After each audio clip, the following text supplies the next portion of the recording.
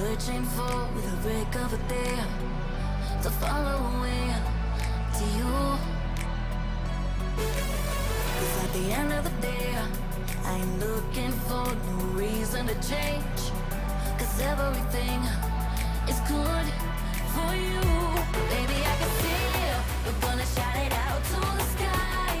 Tell our secrets to the night, so we can see the end in sight. We're gonna shout it out to the sky. When I look into your eyes, I can see no better light, better light in love.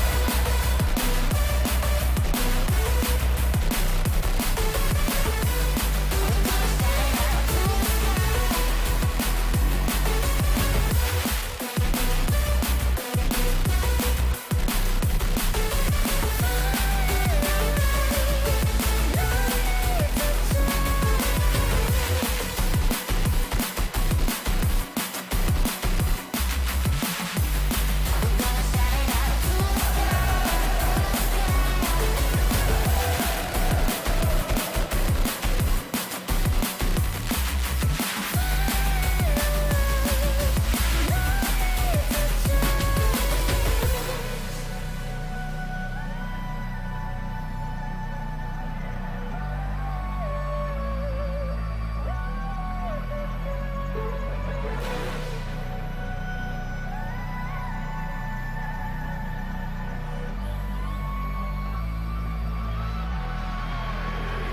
Baby, I can see we're gonna shout it out to the sky.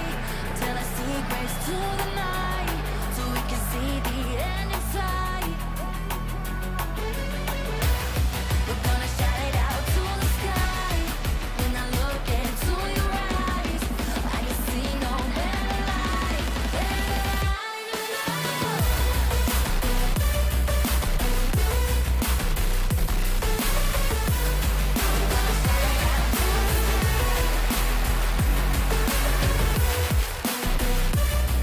We're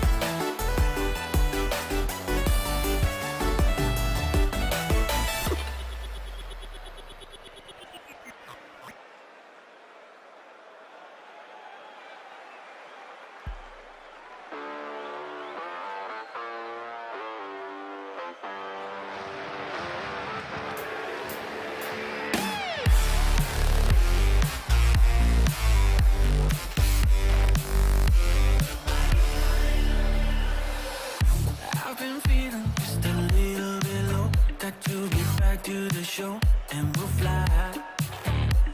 Yeah. You don't have to feel like you're on your own. No one should have to dance alone not tonight.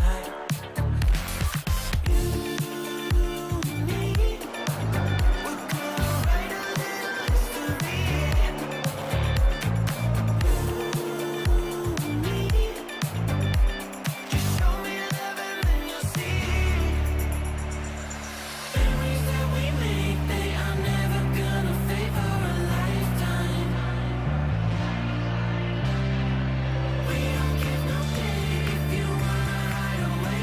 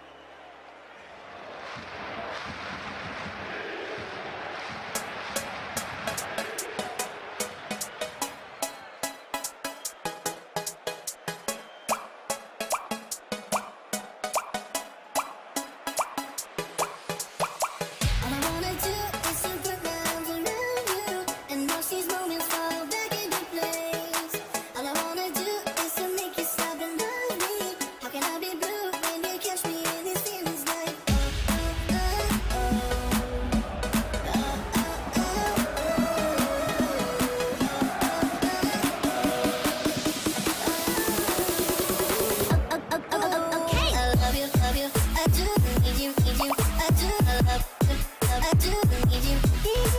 I love you, love you. I do need you. Ooh, I love you. I do need you. Ooh, I love you, love you. I do need you, need you. I do, I love you. I do need you.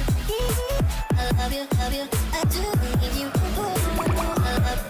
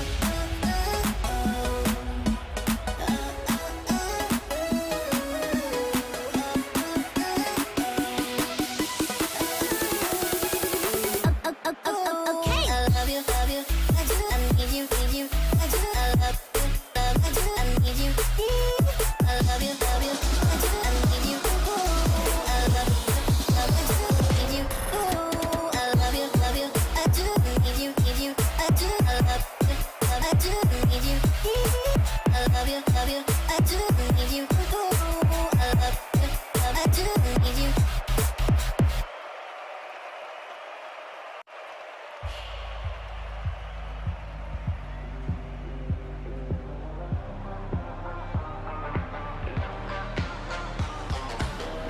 Shadows fall over my heart. I black out the moon. Good morning, good afternoon, possibly even good evening, everyone. Welcome to the Asian qualifier for the first ever Commonwealth Esports Championship. My name is Nuala Lake. I'm joined by Max Formal von Neumann. And Max, I cut across you there. We probably should have talked about who was taking this intro before 10 seconds live. Yeah, probably should have been there, but that's okay because we are here, and a special greeting as well to everyone who's going to be watching today from the Asian region of the Commonwealth, because this broadcast is all about you. We have 4 different countries competing for one spot to represent not only where they are from, but the entire region as a whole at the Commonwealth Games. That's right, the winner of today is going straight to Birmingham. Yeah, this is, of course, a hashtag World Connected Initiative by the Global Esports Federation and the Commonwealth Games Federation. And you can get involved on Twitter as well. Use that hashtag World Connected. And it is exciting, as you say, the winner of today going straight to Birmingham. There are teams from every single continent going to be represented at the inaugural Commonwealth Esports Championship. And I'm looking forward to seeing how that goes. I think we've been taking a look at some of the rosters. There are some that stand out to us. I think that Australian roster in particular, we're not going to be seeing them. They are playing today over on, I believe, New Zealand national television. There is going to be some interesting matchups happening in Birmingham. Yeah, there definitely will. I mean, that Australia team, Caucus Minions, they have to win their matchup first. They're going to be playing against the New Zealand team to see who represents the Oceanic region. Similarly, we already have Jamaica coming through for the Caribbean region, but for us today, we're all about Asia. So taking a look at our schedule, we can see our 4 teams set to do battle will be Sri Lanka, Pakistan, the Maldives, as well as India. Furthermore, you can see Australia versus New Zealand. That's going to be happening today as well. Then next weekend, we're going to Africa first, where we will watch Ghana, Malawi, as well as Kenya do battle, and then the European region, Gibraltar, Scotland, Northern Ireland, Jersey, and Wales. Yeah, and I mean, there's a lot of interesting teams to go there. Again, you know, we were saying some recognizable names when we get back to the European matches next weekend. But for this weekend, here for us, it is all about that Asian region. It is all about these 4 teams in front of us. And we're looking forward to some interesting matches. I think we were saying we don't necessarily recognize a lot of these players. You know, these are not necessarily teams that when you think Rocket League Esports, these are kind of names that jump out to you historically. But at the same time, look, there's 2.4 billion people in the Commonwealth. India make up basically half of those 2.4 billion people, so they probably managed to find 3 players who are pretty good at Rocket League, right? Well, they kind of have, actually, and India is sort of the pick, at least from my perspective, that is most likely going to take it today. I know that Juicy as well as Hargun have been grinding within the Asian scene for a good long while now, like competitively playing for about 3-4 years against some of the best out there, and Hargun in particular is going to be one I'm looking out for. That said, when it comes to Pakistan, Sri Lanka, and the Maldives, you never really know what you're going to get. I feel like Pakistan obviously could have that strong team. Sri Lanka, the Maldives, they could be looking to put forth that upset right now. It's really up for grabs, considering that in that single round robin, one series to kind of put it together, it could get very dramatic. Yeah, and I was going to kind of mention the format for today, and I'm glad you brought it up. It is single round robin. It is going to be best of fives the entire way through as well. So you need to kind of come out of the gate hot. You need to start swinging, taking down your opponents early on, because you don't get a second chance, right? If you start to drop games early in your first series, all of a sudden your day starts to look very shaky from the outset. Yeah, dare I say, you drop 2 series, you are pretty much mathematically eliminated from going through. And even if you drop 1 series, your chances are going to be very, very difficult because you're going to be kind of hoping for a tie break or type situation. So every matchup that we see, it is going to be with quite a fair bit on the line. You don't want to slip up at the start, which is why, as we're getting ready for our first game right now, where we're taking a look at Sri Lanka versus Pakistan, 2 of the teams that are looking to be making that upset together. If they start off on that wrong foot today, it's going to be a very tough climb for them. True. I'm going to call it a bold prediction, but I don't think it's that bold at all. I think the team that does qualify today, because again, it's only the top 1 team from these 4 that goes through. I think whoever qualifies is probably going to go undefeated today. As soon as you lose 1 series, your fate is out of your hands. You're relying on the team that beat you to lose to someone else at that point, and that's a tough place to be. You do not want to be relying on other teams to beat someone that you can't beat yourself. Yeah, absolutely. So that's going to add some drama for sure when we do get ourselves onto the pitch. We're about 5 minutes away, however, Alex, so let's talk a little bit about the games itself. Let's drop some fun facts for you all, because why not? This is the first ever Commonwealth Esports Championship. I mean, this is breaking new grounds. We're finally bringing esports into one of the most established traditional sporting gladiatorial arenas. It's pretty special. Yeah, it's very, very exciting. It's a great year to do it as well. You know, the Queen's Platinum Jubilee, or as I saw another Rocket League commentator call it on Twitter, the Queen's Platty Jub Jubs, which is a phrase that, yeah, no, I'm sorry about that. I'm never going to repeat that again in my life. Listen, Rocket League esports casters, there's weird people out there. You got to admit it, all right, Formal. It's it's a different breed. I've never heard that term, and I never want to. I don't even want to know. Why is my first thought it was either Stumpy or Cole? That's kind of where my mind goes. Of course it was Stumpy. It was Stumpy, I mean, of course it was Stumpy. You had to know it was Stumpy. That makes sense. That makes two. Okay, well, thank you, Stumpy, for that one. A high chance you might be seeing him, later, considering, once we actually get to Birmingham, one of the locals of the country at the very least. That said, this is, again, being held in Birmingham this summer. It's going to be pretty exciting to watch out for. The Esports Championships, it will be happening at the International Convention Center specifically, the ICC in Birmingham. It will be on August 6th and 7th. That's where the main event is going to be. So if you're in that area, you want to get tickets, you want to check it out, highly recommend doing it, because this is going to be a once-in-the-lifetime spectacle. It's going to be so much fun, and I think once again we've been, we have to mention it's a hashtag World Connected initiative. It is being brought by the Global Esports Federation, who are kindly letting us crash their YouTube channel for the day as well, and they're doing this in partnership with the Commonwealth Games Federation. I mean, it makes sense. They would kind of have to be involved, but it is nice to see them kind of taking esports seriously, kind of letting it happen on the big stage as part of the main event. They're not kind of relegating them to a sideshow as well. It's, as you say, Indian International Convention Center as well in Birmingham. It's happening on a very large stage. Yeah, and it's not just Rocket League either. Dota 2 will be there. eFootball Series is going to be there as well. So there's going to be 3 global titles. These were kind of seen as the 3 that had, some of the largest player bases when you go across the Commonwealth as well. I think out of the 3 of them, I believe it was Dota 2 was actually like the big one. Sorry, it was yeah, Dota 2 had about 52% of the Commonwealth nations and territories playing it, which is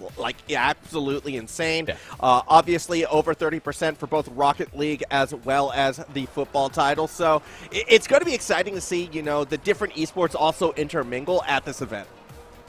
And I think, interestingly as well, just looking at those titles, I think we're going to see different countries do well in each of them. I'd kind of expect, looking at it, the Oceanic and European teams to be doing quite well in the Rocket League. When it comes to Dota 2, it's going to be really hard for anyone to bet against the Southeast Asian teams, historically a strong region in that game in general. So it's going to be fun seeing it, and I think different medals going to different places would be very, exciting to see at our inaugural Commonwealth Esports Championship.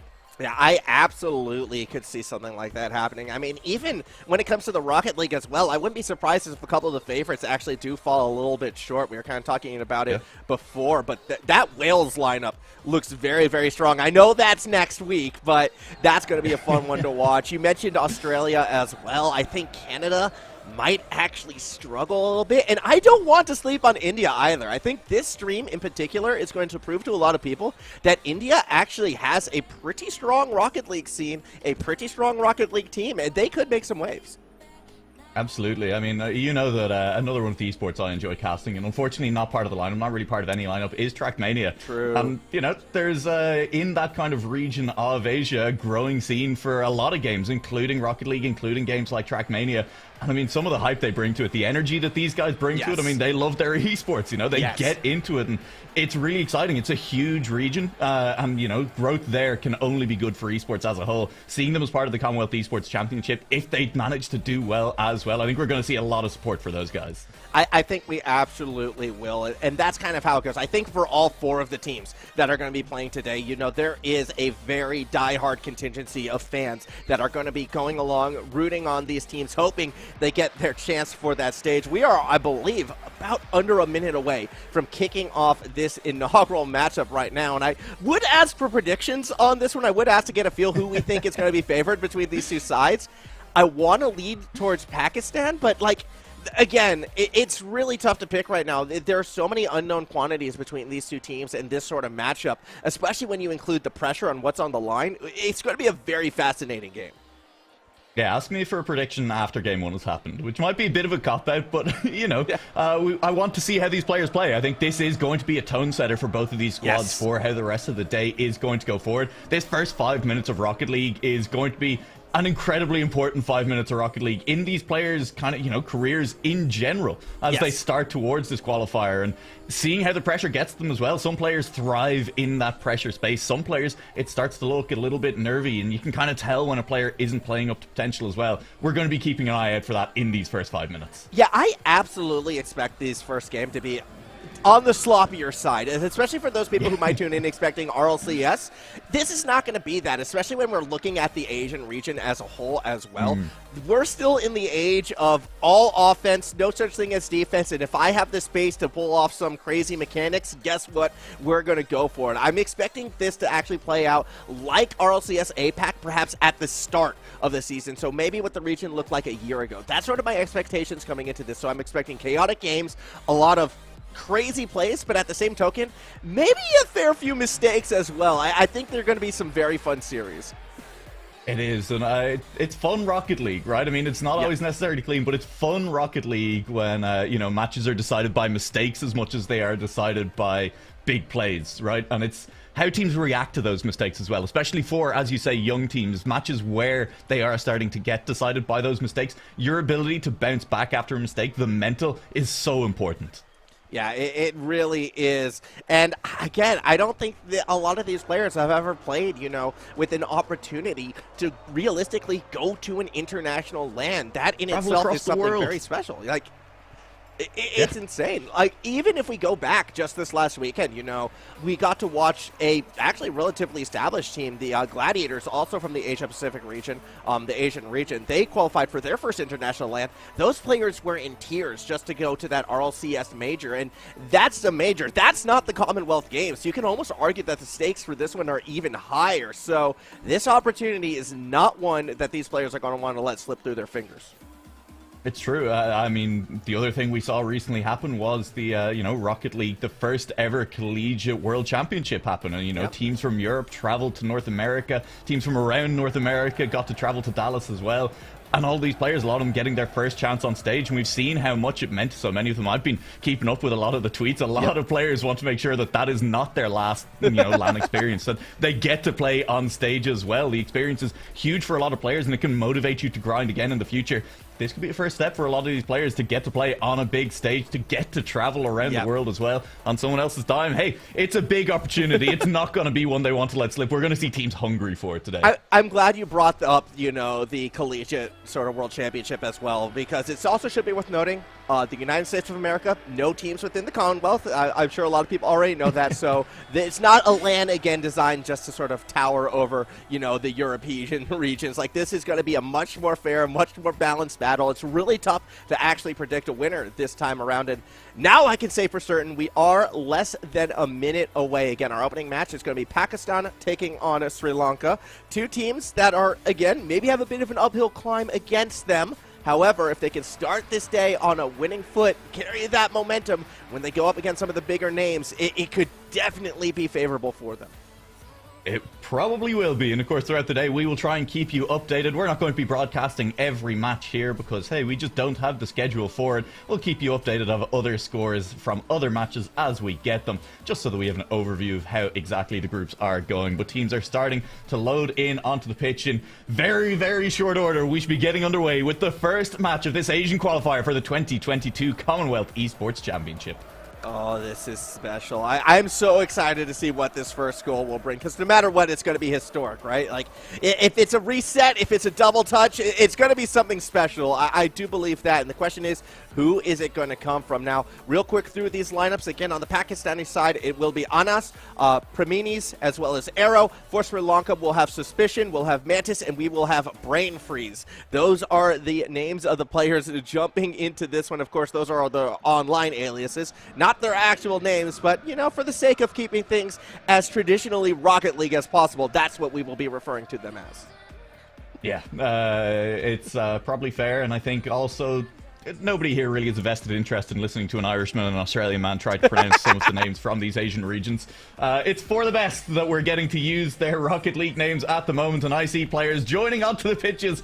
We're away here. Sri Lanka versus Pakistan. Looking forward to this first match. Looking forward to this first goal of USAID Formal as well. Will it be a quick one? Are we going to see a drawn-out battle of 0 goals as these teams spend time testing each other? Only one way to find out. Here we go. Opening kickoff against Sri Lanka will be in blue. Pakistan will be in orange. And already we're seeing, swing and a miss for Mantis throughout that corner again. We're going to be expecting that, especially if these teams look to accelerate the pace because of the stakes of what this tournament means. I expect them to maybe push themselves a little harder than they would normally. I'm expecting, again, a little bit of that sloppy play. However, it looks as if the Sri Lankan side, now they're feeling a bit more comfortable, already passing the ball up the field. Yeah, managing to break free of their own half for a second there. Things were looking a little bit dicey. A couple of whiffs on that back corner early left them in some awkward positions, but hey, they've gotten back on the counter-attack and a bit of a double commit in the middle of the pitch from Pakistan as well. Means their attack is a little bit slower to come out than they would have liked. But once again, a little bit of a miss, a little bit of a ball giveaway for Nissa. Set it up. Arrow flying through will be blocked down. And on the attack, Pakistan, they're looking a little bit more creative. That's a nice little pop forward, but no one rotating in to take it. And I've already noticed situations from the Sri Lankan side as well, where they went for the more mechy play and didn't really take into consideration where the defense was planted. It's allowed for a couple of interceptions already from the Pakistani side. And now with that shorter field, you would normally expect the shots to come through, but instead it was demos happening from Sri Lanka, creating the space, clearing it back up to the opposite side of the pitch. Yet back and forth we start to go. Both these teams really giving a lot of room following these deep booming clears. And there's some balls just being left a little bit loose here. Pakistan are creating the space. They're not capitalizing on it just yet, though. Sri Lanka managed to scramble the ball clear time after time. Minute and a half gone, and we are settling in a little bit for that kind of slog. First shot! Potentially loses. That's the first goal. That'll be the first one. Arrow puts it into the back of the net, and it's just a little bit more speed in front of the opposition net. Yeah, bullseye out of Arrow as well, straight down the middle of both the pitch and into the goal. As you mentioned, it was the speed that allowed Arrow to get to that challenge first. You saw him collect those boost pads on the way there, making sure they would be that faster player. And it's Pakistan who's setting the tempo early in game number one. Game number one well underway, and it is Pakistan who have had the pace. They've had the space as well in front of the net, and finally they use it. Maybe a quick strike back though. Monkey looking for a bit of a net play. 3 players collide on the line and manage to get the ball away between them. Mantis though still carrying it into the middle, has Suspicion underneath, has Suspicion rotated around, managed to get that nose too far forward, too far underneath that ball, and now it's a chance at the other end of the pitch. Monkey, the only player on the line, will just about keep it clear. That was a chance that's gone a begging for Sri Lanka. Yeah, it is a bit of a back and forth exchange at the moment, yet it still feels like Pakistan are doing a better job controlling the middle of the field right now. All of Sri Lanka's touches have been from their own defensive side, and now they're finally sending Mantis forward. Was able to create some space, but you can see the hesitation in the follow-up. Sri Lanka, they're trying to play a more defensive game, and while that's all well and good if you have a lead from behind, we're going to have to see them eventually press forward. That's an errant touch from Arrow. However, the bumps defensively may have bought enough time, and because of the more passive play, no goal is scored. No goals for the time being. I actually cannot believe that has not ended up in the back of the net. Suspicion just ran out of boost. There's a chance from this manager to get a good clear out for the time being. Mantis trying to keep this ball moving forward, and Mantis has been the player on that left side of the pitch in particular who's been moving it through the corner. That's the team up in the middle, and here's Mantis down the left side as well with a bit of space in front of him. He can't get past the first defender, but it is in place for Suspicion. Does Suspicion go for this one? The SH in the middle of the name has caught me out. Yeah, Suspicion went for it, couldn't quite find it, but it's still going to be Sri Lanka on the hunt, looking for the equalizer. Shot goes straight into Preminis, and unfortunately that means they're going to have to set up for a second attempt. Ball through the backboard, defenders diving, no one there immediately for the shot. It did come through, it was accurate, but not enough power initially. Suspicion now going to play setup, tries to find an exposed backboard, yet the defense for Pakistan doing a great job holding on. Yeah, it hasn't been particularly threatening. Sri Lanka, they move the ball forward, they work it into decent positions, but never quite a shooting one so far. They haven't really gotten many shots at all. In fact, 2 altogether, both of them on Monkey. Although I say that, Pakistan have a single shot and a single goal to show for it as well. Not a very high shooting game in general at the moment, as it is once again Pakistan up in the opposition half, and they may make it count early. As Arrow gets a shot, gets blocked down. It's still here in the middle. Good pass back, but a little bit behind Preminis, who can't quite find the angle. Maybe gets a second bite at the apple, won't quite put it in. Arrow keeping the pressure on. In Pakistan, they're looking much more threatening when they finally get a chance of their own to move the ball forward. Well, that said, there's been a few nice saves all along that goal line. Now a chance for the counterattack, but again, the speed just not quite there for Sri Lanka. They had been starved from boost for so long. Shot nearly goes in. Follow-up from Arrow. It was going to be a little bit tight. Physicality coming from the Pakistani team, and they're not afraid to get physical. I've been noticing a lot more bumps from the team in orange. Yeah, the team in orange are happy to get this physical, get involved. Arrow looking for a double touch, might have it, has got the shot, but there is a defender in the way. Well read, kept in front of it. Here's a chance to pass into the middle of Preminis, is a little bit in front of the ball. Wasn't sure if he was going for a bump, and it has led to a shot the other direction. Arrow rotating back in time. Maybe a second goal for the Pakistan squad. Great pass, great shot. That's a nice way to round out game 1. Yeah, you can see this one right here. Just spots, Preminis on the side, who's able to throw it back as soon as the defender commits for the corner. Arrow, once again, middle of the field, a second accurate shot out of themselves, and that's going to make this a 2-0 lead. A Game 1 victory is going to be going to Pakistan, and in case you weren't aware, Rocket League, they're played in best of 5, so it's for the first to 3 wins, as we put in another goal for good measure. Well, I mean, at this point, it just feels like overkill, doesn't it? Okay, I mean, it was 2-0. You'd proven you could score late. I don't know if you had to put a third goal in on 0 seconds, Pakistan, but hey, those last 2 goals, they looked pretty. After a fairly scrappy game formal, all of a sudden, Pakistan showed that they can make the passing plays work in front of net. I think Preminis agrees with you, though. That may have been overkill. It looked like the own teammate was trying to get the save right there away from that strike. But, yeah, absolutely a much stronger performance out of the Pakistani side in Game 1. We saw they were the team. They did a better job controlling the midfield boost. They were faster to the ball more often than not as a result. They were more confident going for aerials as well. And the defense, as briefly as we saw it, was that little bit more consistent, unfortunately, than the Sri Lankan side. Now, for Sri Lanka, they're still in this. They had a couple of breakaway opportunities, and there were a couple touches that we saw going towards that net. However, they've got to be a little bit more decisive when committing to these types of plays. Otherwise, again, they're always just going to be that little bit too slow.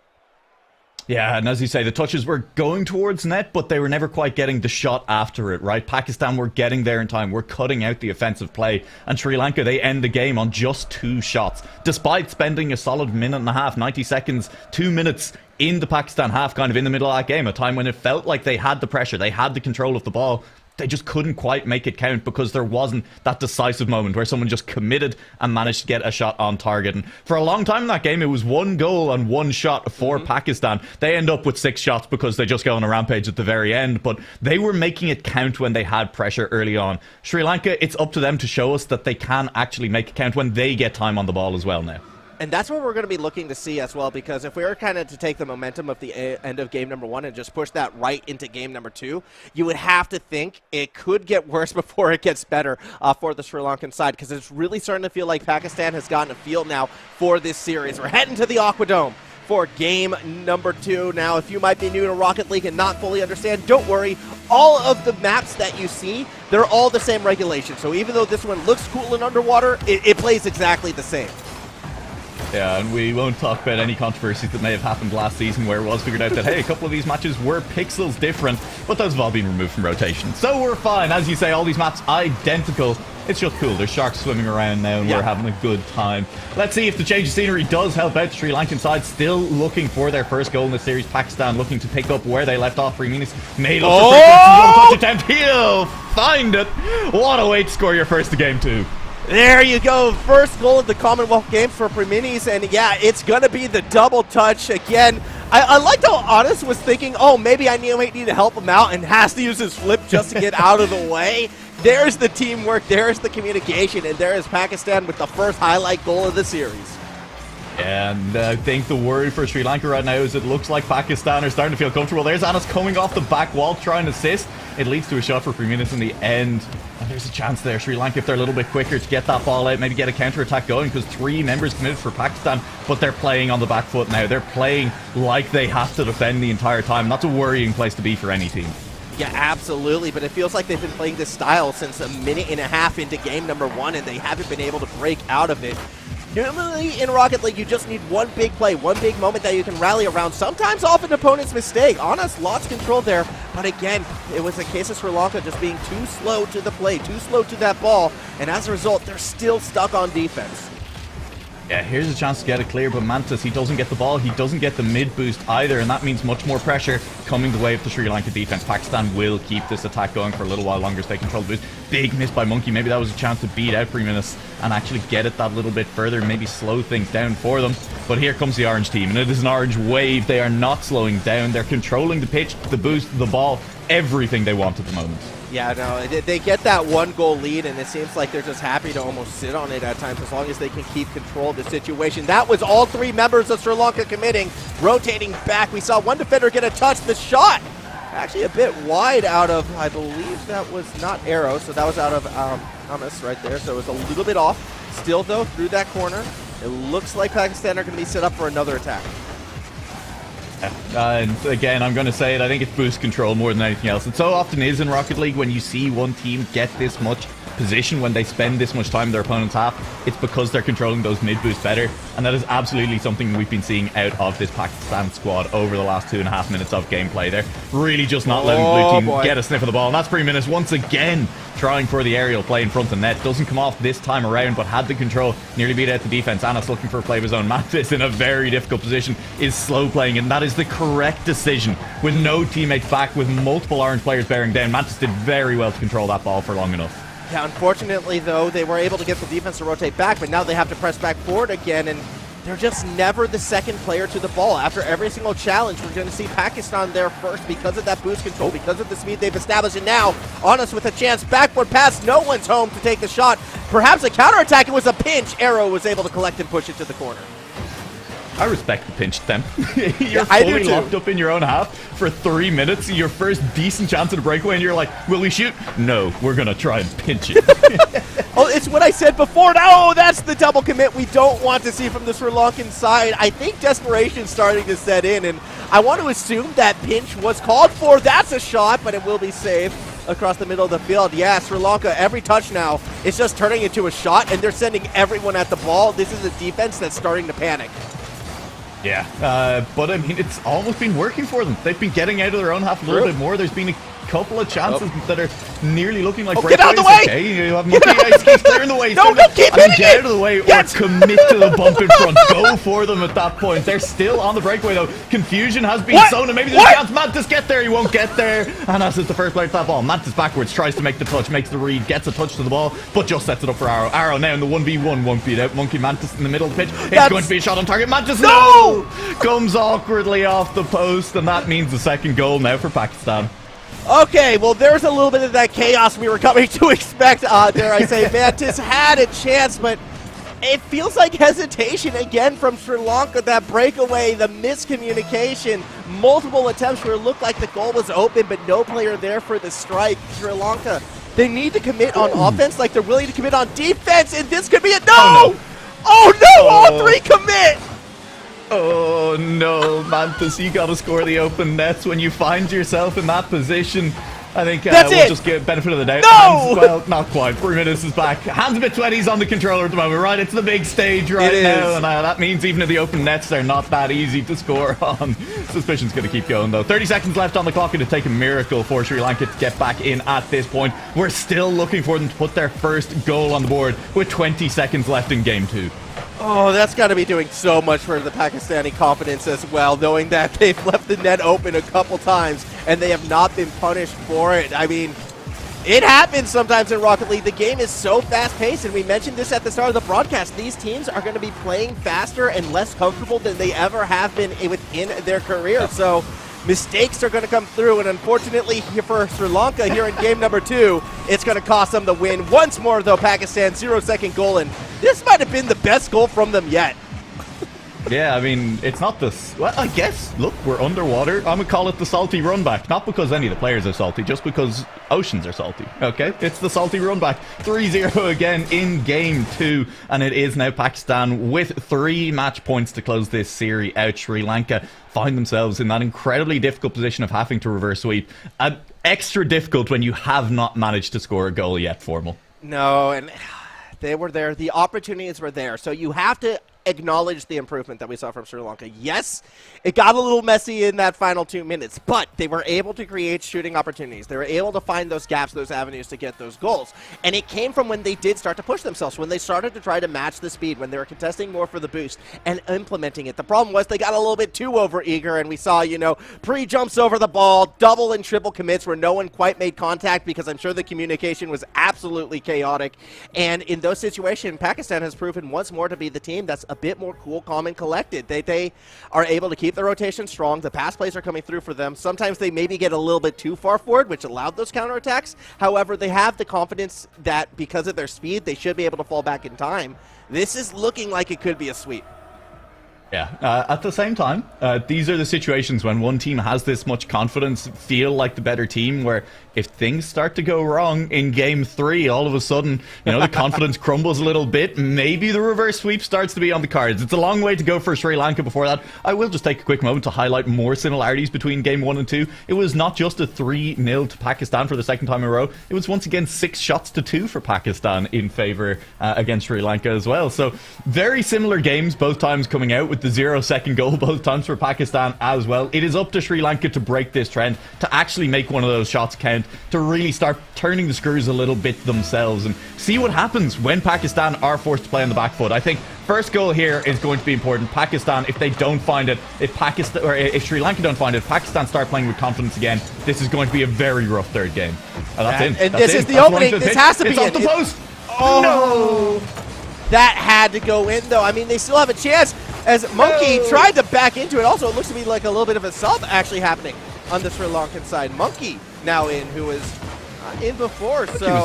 Monkey was in last game. Was it? Okay, my mistake. Monkey was in last game. Well, it's good to see Monkey more on screen then. Either way, not really finding goals yet. Look, Monkey was not highlighted in last game. Monkey was true. Not the one who we came across too much. Arrow has to race back at the moment, and Mantis unable to get to the ball in time. I will say this, though, when it comes to the Sri Lankan side, it has been Mantis more often than not, that first player forward who has been in position to take the shots. Yeah, no, Mantis absolutely has been that name for the Sri Lankan side, who if things are happening in the orange half, it's Mantis just behind the ball a lot of the time. And on the goal line a lot of the time as well, is going to get demoed. There was space there, France, for a quick shot, a second demo as well. And Anas, he takes his time, he just lets it sink in that I am going to score. There is nothing you can do to stop me. I love it. Slowing it down just to make sure they have complete control of the dribble right there, knowing that Monkey probably doesn't have the boost or the position to really get up high and challenge it. Felt more confident in taking the dribble than taking the shot. We've seen a few shots go awry. Kickoff nearly goes in the net. Oh, that would have been a brutal way to lose the second goal here in such an important game 3 for the Sri Lankan side, because while we said it a couple of times, this is only the first match of the day.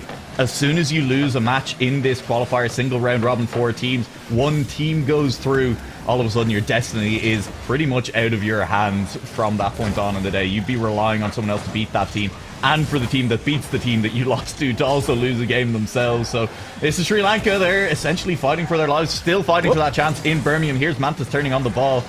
They're not quite doing enough at the moment to secure that spot, though. No, they're not, and you can see even when we get the mistake out of Pakistan, they're so quick to correct themselves that Sri Lanka was just never in position to punish. We saw a bit of a failed pass right there, yet Anas was just able to corral it, and now Anas takes the aerial shot. Second defender was there for the save, although the follow-up shot should have gone in, but that one also was a little bit too tight. Now Mantis on the breakaway may have just beaten the defender. Ball up for grabs, but the rest of the attack is too far back. Suspicion getting the midfield boost, opens the doorway, back the other way, double touch will go in, and Anas makes it 2-0. And it's exactly as you said, Mantis makes the breakaway, gets a good 50, and neither of his teammates are there following up, not close enough. They just didn't have the boost, I think, is ultimately what it came down to.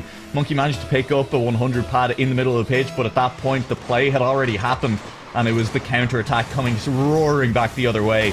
It is Pakistan with a 2-goal lead. It is still Sri Lanka struggling to find a goal.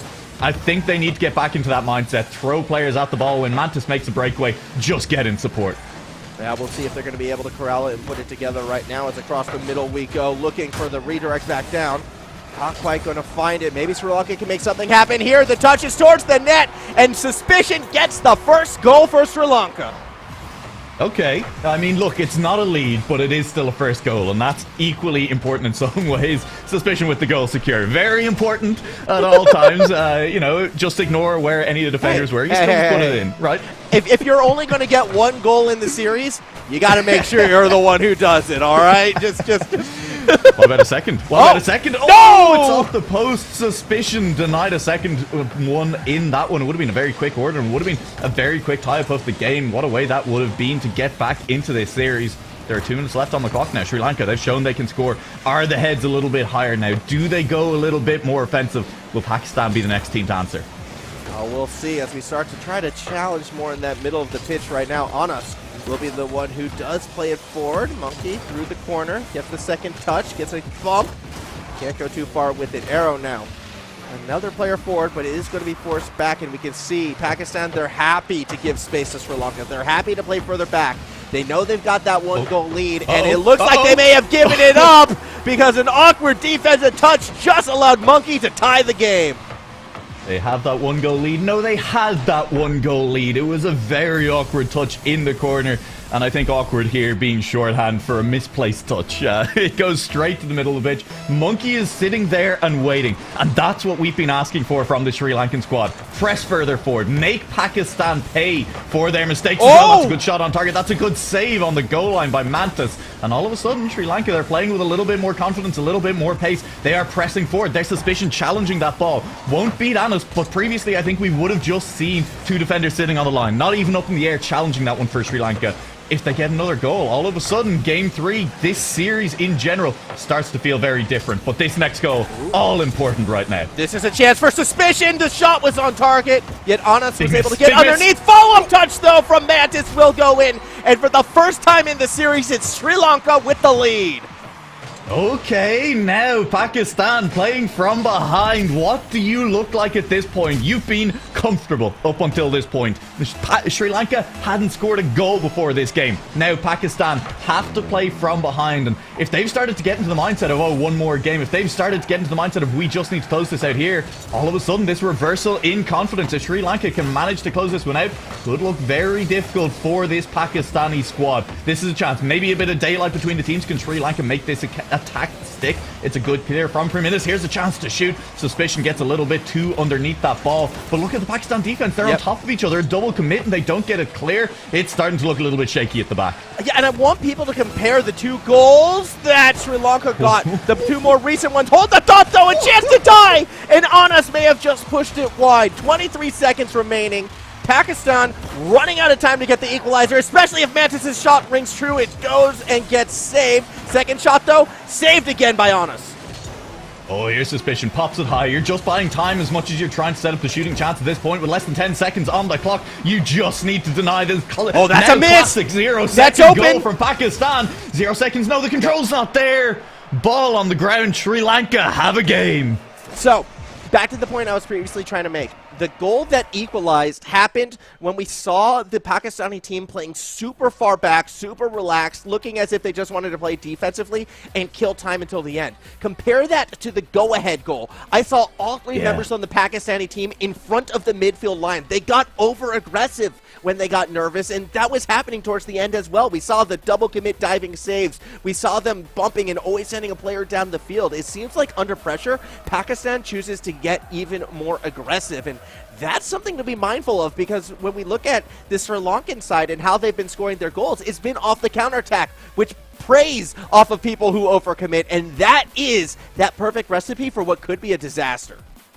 And it's kind of played out as we drew it up in games 1 and 2 as well, as right, which is Sri Lanka, game 1, they had pressure. They just didn't quite have the ability to commit and finish it off. They didn't get the shots. In that game, it was 6-2 in shots to Pakistan, ended up 3-0. Game 2, Sri Lanka played on the back foot, but there were still mistakes from the Pakistan squad. Sri Lanka just looked like they were in their own heads. They weren't committing at all anywhere on the pitch. 6-2 in shots, 3-0 to Pakistan. Here in game 3, Sri Lanka find that aggressive streak. They realize that, yeah, Pakistan are making mistakes and we can punish. It was 8 shots for Pakistan in game 3. It ended up being 9 shots for Sri Lanka, and they come away with a 3-2 win. They found their killer instinct in front of the opposition net, and all of a sudden, 1 game on the board. Still just 1 game for Pakistan to win this best of 5, but Sri Lanka come out looking like the better team in the back half of game 3, and they will be out hungry for this reverse sweep as we head into game 4. Yeah, that's just it. Can they bring it back? We're going to have a little bit of a very little bit of a technical difficulty as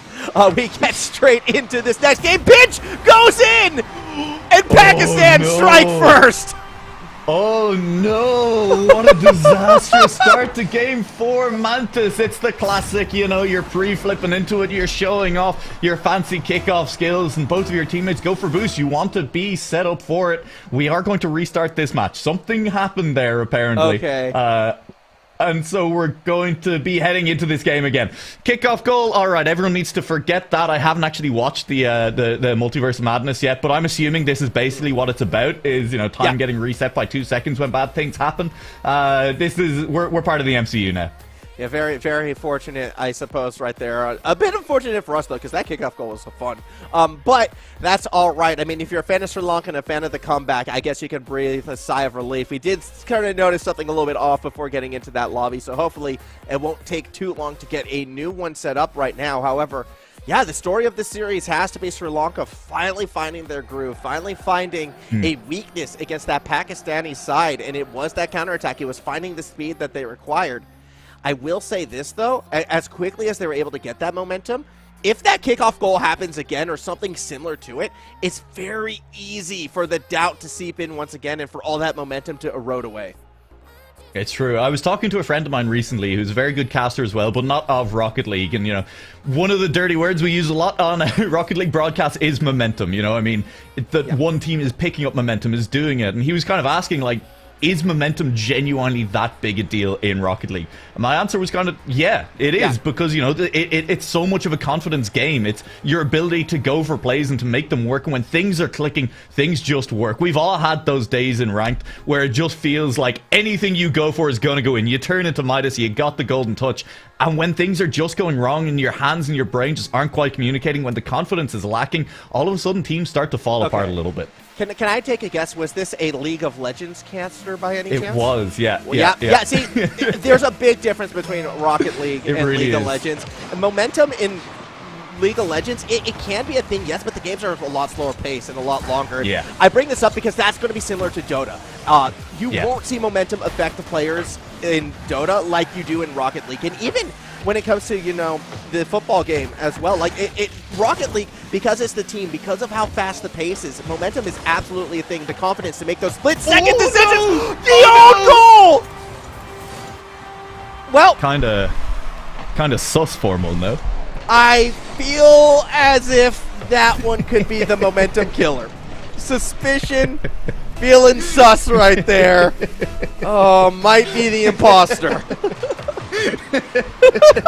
All right, I'm sorry. I mean, like, No. look at that. That's just going to be the counterattack. That's Redemption! going the other way. Not quite. The Yes! follow-up is there. No! The post again. And here comes Monkey. We'll put in the first goal for Sri Lanka. That's a great way to just get over the first kickoff goal. Is it great? I mean, You know what? The goal is great. The goal is great. The end result is great for Sri Lanka right now. Pakistan, they're kind of wondering what was that attack, because we saw again the double commits. It was sloppy. It was messy from both sides. Yet Sri Lanka puts it through. Redemption for the own goal. And now Game 4 can start properly. Yeah. Look, it's basically 0-0. Ignore the scoreboard. It's a lie. Although, I think, you can't really ignore... Oh, well, that's a goal. That's a goal. That's just power over Monkey's head. Arrow gets that one on the half fence. Yeah, I want to see what happened to Manthis on the defense right there. Just kind of went a little bit too high. Arrow just able to tap that one through. Yeah, it was a tough angle. I feel as if in that situation, the Sri Lankan defense, because all of the goals from Pakistan have been straight down the center, probably assumed that one was going backward again as well. Didn't really respect the idea that the shot could come across. This is much more how Pakistan likes to score goals, using the backboard to set up the pass, and we're seeing a dual-headed threat right now coming from the team in orange. Yeah, and that's 2 goals in a row where we have seen a Sri Lankan player sitting on the line and just unable to do anything about the shot that comes through from Pakistan as well. That was, this time, as you say, coming off the backboard, and the fact that they've now shown that they're willing to take both options means that the defender has to respect both options. That's part of the reason Suspicion kind of hesitated there the second time of asking as well. You don't want to commit when you're not sure if it's a pass or a shot, because you end up looking foolish. You end up committing to neither, and all of a sudden it's a 2-goal lead. Daylight between the two teams, and it is up to Sri Lanka, who scored a really well-worked first goal. I mean, sure, the post denied them a couple of times, but it was what we'd asked for them. They were pushing up. There was players in support over and over again. It's starting to look like it might not matter. There was a chance for a third as well. Mantis underneath. That's just going to roll in. No. Briminis saves it. I mean, yeah, starting to feel a little bit bad for Sri Lanka there, and the breakaway goal maybe an option at the other end of the pitch, but blue team will not make this one stick.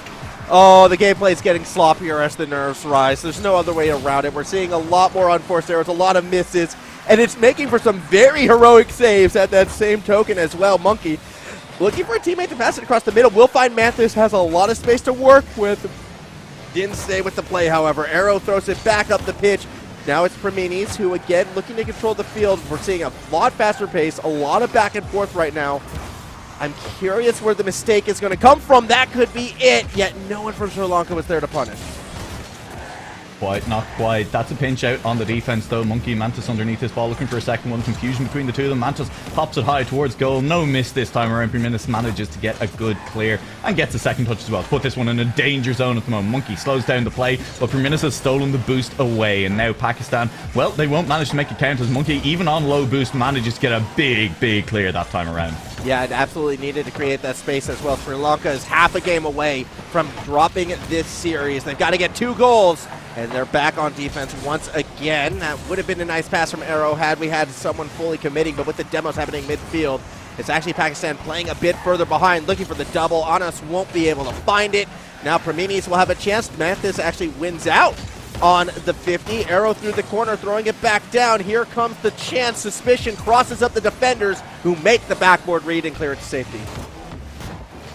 Will be cleared to safety for the time being. Here's a chance in front of net. Arrow puts it in a zone where Priminus will be the first player to get to it. And again, Priminus stealing away large amounts of boost. There he goes, another 100 pad for him. But it will be back the other way. Sri Lanka looking to make the breakaway happen, but this time around Pakistan are looking good. There's a chance of the double touch. And you have to read it. Mantis had to go, but he also had to get a touch to it, and this time around won't get there. It's a 3-goal lead. As we watch that one through, Arrow, just in case, playing a little bit of the safety net right there, just to ensure the goal does go through. And being 3 goals up, the largest lead we've seen from Pakistan in regulation. As yes, 2 of their games did finish 3-0, but those were each off 0-second goals. So in regulation, this is the largest lead that they have had, and we'll be curious to see how they play around it. I feel like this could be the beginning of the victory lap. It looks like Pakistan has this game under lock and key as Anas adds another. Sri Lanka, they made a series of it in the end, managing to pick up game 3, but it does start to look a little bit like this is Pakistan, as you say. Now just closing things out in style. 4 goals to lead, 90 seconds to bring it back. It's not impossible. We've seen wilder things happen in games of Rocket League. I've seen casters lose mustaches over worse, betting on a game being finished already. But at this point, I think it's going to need a bit of a, miracle in a couple of senses. It'll really need Pakistan to take the foot off the gas. I don't think there's much sign of that. I wouldn't be shocked if they have a goal or 2 left in them. And we really need Sri Lanka to show that they have that killer instinct to get the boost, to get this ball up the pitch. Pakistan are denying them even that. Yeah, I don't think we're going to be seeing that heroic comeback this time around. And If I didn't get rid of my mustache already, I could have wagered it in this situation. I will say this, though. Sri Lanka, as another goal does go through, courtesy of Permini, Sri Lanka did show those signs of life. I mean, Game 3 and a Game 2, and even the start of Game 4 right now, we saw what this team can bring when they're willing to lay it all on the line and get over-aggressive. And I think the mental of when being, super aggressive kind of bounces back against you may have caused them to sort of revert back to more of that passive play. We also saw Pakistan elevate their own game again, both figuratively and literally, as they started going for more aerial passes once more. Both of these definitely did help that side win. However, there are signs of life for the Sri Lankan side, and as we get, the Brazilian scoreline, to bring another nation into this mix, I do feel as if the Sri Lankan team still may have some more surprises for us. Yeah, I think so. I absolutely think they kind of, at this point, unfortunately are relegated to the position of maybe having to play upset a little bit in the group. I mean, if they can manage to get a couple of matches off maybe some of the other teams that will be sitting towards the top of the table, they could still play upset in a couple of places. They've shown that they have the skill to do it, and I think this is hopefully good signs for a competitive day of Rocket League ahead of us as well. This series is, I think, a lot closer than the final scoreline will reflect. Yes. A 3-1 with 2 games being a 3-0 and the last one being at least 7-1 and potentially worse. It was a lot closer at times than it showed. Sri Lanka just couldn't quite get into the pace of it in the first couple of games. And here in Game 4, I mean, Pakistan just run away in the back half after finding a couple of early goals that really set them up with the playstyle they wanted. Yeah, absolutely. And what we learned from this as well, Pakistan is definitely a team that wants to be in the lead, that wants to be comfortable. As soon as you start to challenge it, they can look pretty sloppy as well. And I'm glad we got to see some vulnerabilities on that Pakistani side. However, their next matchup is going to be against India. And that, to me, is kind of a big matchup for them. That's going to be the real test for them. But however, for us, we're actually going to be sticking with Sri Lanka, as they're going to be going up against the Maldives. I know it's not intentional, but just mentioning the word test around 2 very strong cricket nations is, I think, dangerous. Let's try and avoid bringing the cricket into strong it. Strong cricket nation here as well, all right? We love true. Our cricket. Yeah. We you love know all about the tests. Oh yeah, we know all about beating England as well, which is why we want to send the best teams to England to continue to beat them. That's what's on the line. Just for a reminder, again, the winning team today is going to Birmingham, where they'll be playing in the ICC. It's going to be an amazing spectacle. But for us, we're going to be going to a break. When we come back, it's going to be Sri Lanka taking on the Maldives.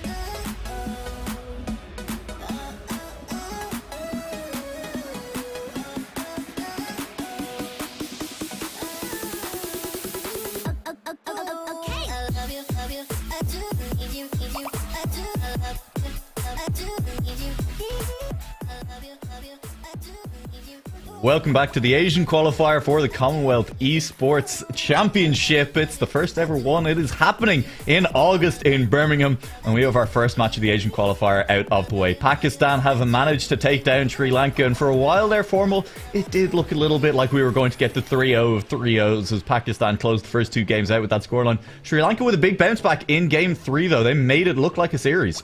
Yeah, and they definitely made Pakistan, I think, a little bit nervous, and so much so that they had to put the hammer down when it came down to game number 4. And, well, the less said about that game, I think, for Sri Lanka's benefit, the better. Although, if you're a Pakistani fan, you're going to be hoping that momentum can carry you through, because Pakistan off-stream is going to be playing up against India, who, fair to say, probably the event favorites for today. That's going to be a very important match. Yet for us, we're actually going to be going the other way. We're going to be watching Sri Lanka. They'll take on the Maldives, a team that we, again, are going to be learning about live on the pitch.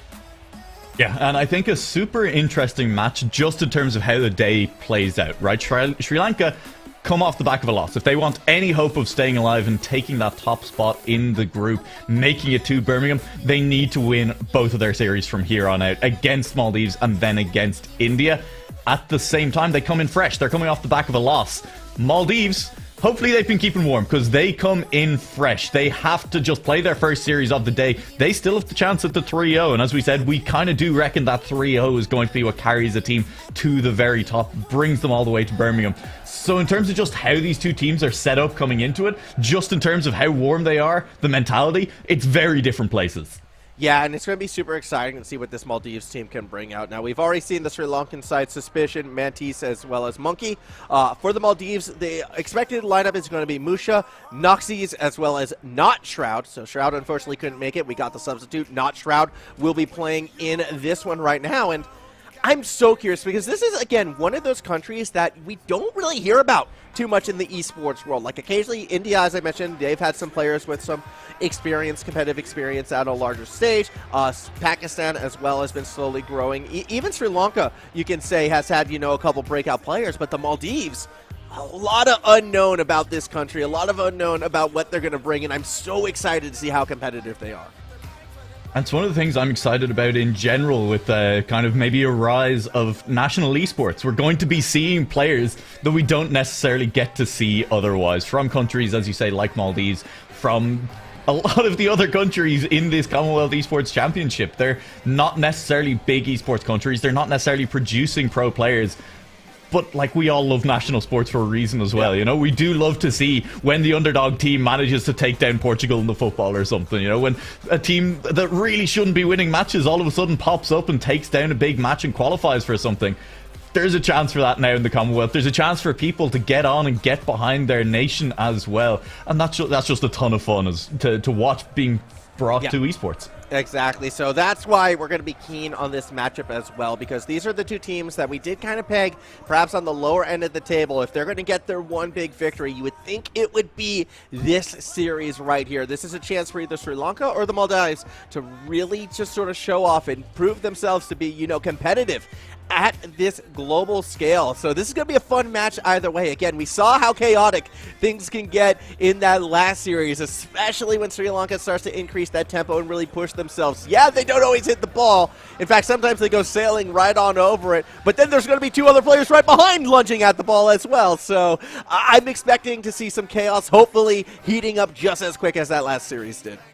And that has been kind of our experience with Sri Lanka so far, is when they're playing in their comfort zone, there is always another player behind the ball. That one goal they got in Game 4 of the last series was because all three players rotated up, it was scrappy, and eventually the third player had the space to just put it in the back of the net for free.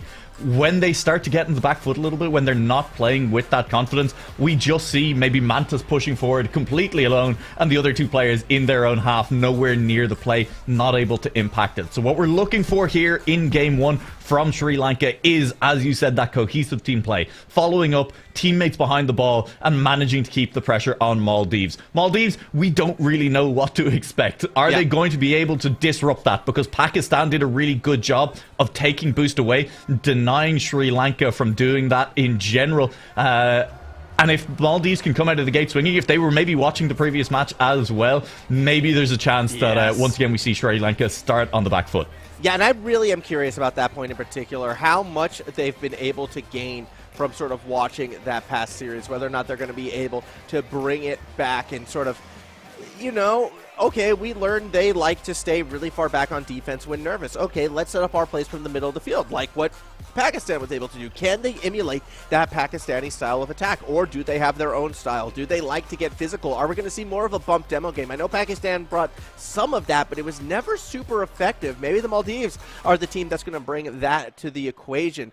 I do know, however, when you eventually do go up against India, you're going to need to be a little bit physical, because they've got a couple pretty strong players. Joxy and Hargan are the two that I always look at when looking at this lineup. And I know they've been, you know, watching the competition as well. They've got their eyes set on that prize. They know what is on the line. So even for the Maldives, and to a lesser extent Sri Lanka, both these teams still need to play that Indian lineup. They should be using it almost as warm-up for that as well. If I've said it once, I'll say it 100 times. All Rocket League casters, big fans of Olivia Newton-John and her hit single, of course, Get Physical. With our classic advice to players as well. If you're maybe a little bit on the back foot, if you're not sure how a match is going to go, or even if you are the team on top, that physical play, the bumps, the demos, they will either open up the space to get you back into the game, or they may manage to get you all the way kind of further ahead. If you're already dominating the pitch, if you're dominating possession, boost, and ball, then those demos just prevent the other team from getting any kind of a comeback going. If there's one way to guarantee that there will not be a follow-up on a breakaway, it is with a demo. Yeah, and I do expect we will be seeing a lot more of that once we get the Indian team going along. Now, a quick apologies again for a little bit of the delay. We're just making sure we have the most competitive server available for these players, and it should be worth noting, because this is an international event, you know, sometimes finding that right server that provides the most competitive integrity can take a little bit. We need to make sure that all players are able to play on the most stable and fastest internet possible for them, just to make sure, you know, that the games are played to the highest standards to them. It's why so much of this was divided into regions as well, because, you know, when you have the regions, you have, you know, the insurance that teams are going to be able to play on those close quarters. And speaking of playing within close quarters, about 20 minutes ago, I believe, that Australia versus the New Zealand match should have kicked off. So just in case you're kind of wondering on that, I'm wondering on that as well. I would love any sort of, you know, if you want to get a little vocal in that chat. Again, the great thing about esports is that interaction with the chats. If you want to maybe let some casters know how that one's going, may or may not have some invested interest in the Australian team. I have no interest. I mean, listen, whatever. Australia, New Zealand, literally the other side of the world. I mean, I'm probably related we're coming, to though. half We're the coming population up. Out there. One of them is coming up, though, to visit you up there, so you better be ready. Yeah, okay. Okay, you know, that's nervy. And I mean, listen, there are strong Irish connections with both of those nations as well, even if it is just the fact that us New Zealand have a lot of sheep. I mean, look, that's just fact. Okay? Well, that's New Zealand. That's yeah. I guess, unfortunately, I don't think New Zealand's going to be the team that's going. It's unlikely, but also, I mean, you know, so this is a weird fact, and it's completely off topic as well. Did you know that the two nations in the world with the highest rates of cystic fibrosis are Ireland and Australia, and it's because so much of the Irish population was shipped down to Australia as prisoners by the... There you go. Isn't that a fun fact, Formal? Commonwealth fun facts. Well, did you know that 65% of the Commonwealth's 2 billion citizens are under the age of 30? I did not. That's a terrifying fact. But did you know that 82% of adults in the Commonwealth have mobile phones? Oh, these are... Yeah, I did not know that. That's a lot of... Actually, you know what? That's a surprisingly low amount. I kind of feel like everyone has one these days, especially when you consider that 89% of adults within the Commonwealth have a mobile connection today. Yeah. Yeah. It's crazy, man. It's crazy. We have just the best fact sheet in front of us as well as we read back and forth to each other. And hey, hopefully the Rocket League starts in the near future and you guys will be saved from us. It does look like players are happy with this server and we will be getting this match underway sooner rather than later. The Maldives taking on Sri Lanka. Maldives still on track for an undefeated day. They haven't played a match yet. Sri Lanka have lost that first series to Pakistan. Their fate is still kind of in their own hands, but it would start with a win over the Maldives. That needs to be where it starts for them. And that could set us up for a very exciting end to the day as well. I mean, my hope from here on out, Formal, is that we do have to start asking what tie-break scenarios look like. Oh, that would be a lot of fun, and I'm excited just to see the people behind the scenes get prepped for that if we do fall in that direction. I think a big thing for that, though, to come into place would happen with that match that's happening off-stream. If Pakistan can somehow find that win against India, there is a very strong chance that we could see those tie-breaks happen. As it stands, we're heading to the pitch right now. We get our first look at the two teams, our first look at the teams from the Maldives, and Musha, FY, and our first emoji of the Commonwealth Games. Oh, very important that we get that emoji in, and it is a sub. It is going to be, well, you said Not Shroud was subbing in for Shroud because Shroud couldn't make it. I can tell you Not Shroud not making it as well, as that is RQFTS in for Not Shroud on this one. And so we'll see how the super sub does on that side. Monkey continues to play on the other side as well. Was the sub for the expected brain freeze, but Monkey will be here as well. Monkey, we saw, you know, score a couple of good goals, was in the rotation for the Sri Lanka side a couple of times in the last year. He scored a couple of big goals for them. Will that continue to work for the Sri Lankan team? Well, we will see if they can somehow find it at this stage right now. It does look like they're being given more space to work with, but at the same token, they can't afford to be making little mistakes like that. Monkey, unforced error, opens up the doorway, double touch attempt, plays off the backboard, but a similar approach from the Maldives as Sri Lanka. They like keeping two defenders back. They do. They keep it very far back. It has allowed them to score a couple of breakaway goals, but only when those defenders come away with enough boost to actually get up to it. And as long as you're controlling their boost, Sri Lanka don't really get to do that. Here is Suspicion picking up 100 boost in the back corner. It's an awkward touch for the first one, but the second one won't get past RQFTS. And that's Monkey getting a clear away instead. Musha picking that up in the middle of the pitch with a lot of boost. Has a chance to make this one stick. Has a chance for the first goal. Flip reset is there. That fakes out the defense. He didn't make the second contact, but it is a goal nonetheless. Yeah, well, he made the first contact enough to kind of just slow the momentum of the ball enough to dip underneath and didn't even need to make the second contact. Both defenders diving, trying to get in position for that save. And for the second match in a row, it's Sri Lanka starting off on the back foot. It's a long way on the back foot for Sri Lanka. They've been struggling to break free of their own half again. Similarities to the start of the Pakistan match for them. That's a similarity I'm sure they'll want to bury. Get a goal back themselves as quickly as possible. Here's the chance. That's the goal. Good pass, good bump, good finish as well from Musha.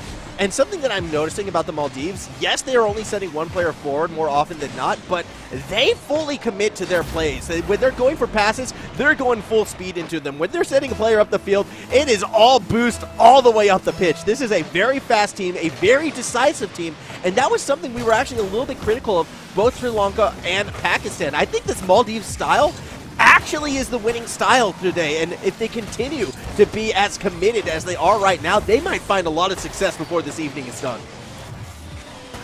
Going to be an exciting team to watch if they continue to just play with purpose like this. We asked, would they be coming in warmed up? I think the answer is absolutely yes. They are playing with purpose and with pace at the same time as well. And here's a chance for them to punish one more time. Not quite the touch forward that they would have wanted. Mantis with a bit of space in the middle of the pitch gets bumped instead. And even the off-the-ball play is coming through correctly for the Maldives at the moment. So that's a great pass, and that's an easy finish from Musha.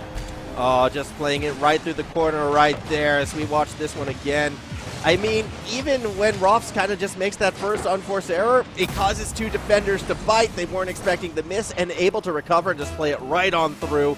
Again, the full commit, the willingness to adapt in case something goes wrong and still stay with the play. I am loving this look from the Maldives right now.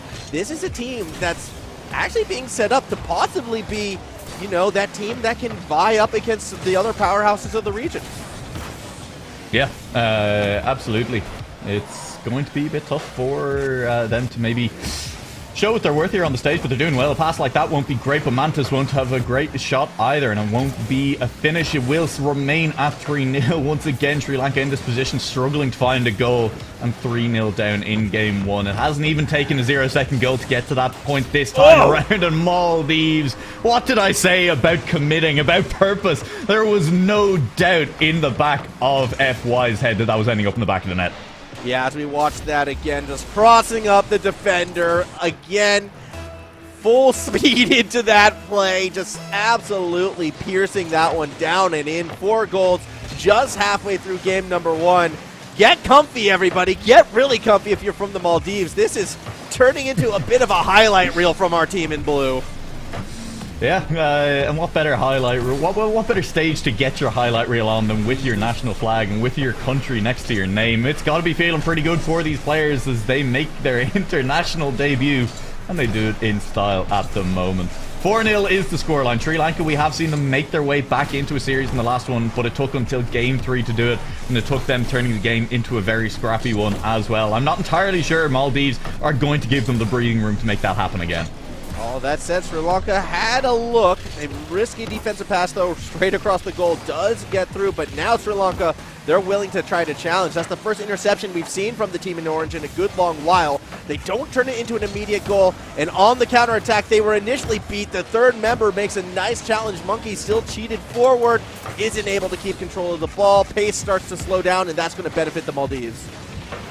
Yeah, it's nice, but here's the power behind the shot, and I think it is just these aggressive touches more than anything else for the Maldives that are getting them so far forward. The ball in the middle of the pitch, they play it into very dangerous positions over and over again. They're picking their shots as well when they get there, and that's what's keeping the pressure up. It's what's denying Sri Lanka really a chance to do anything. This has been maybe a brief chance for Sri Lanka to show us that they can manufacture a shot, but the ball slowed down and ultimately killed in the corner by Maldives. Even the defense is looking well-intentioned.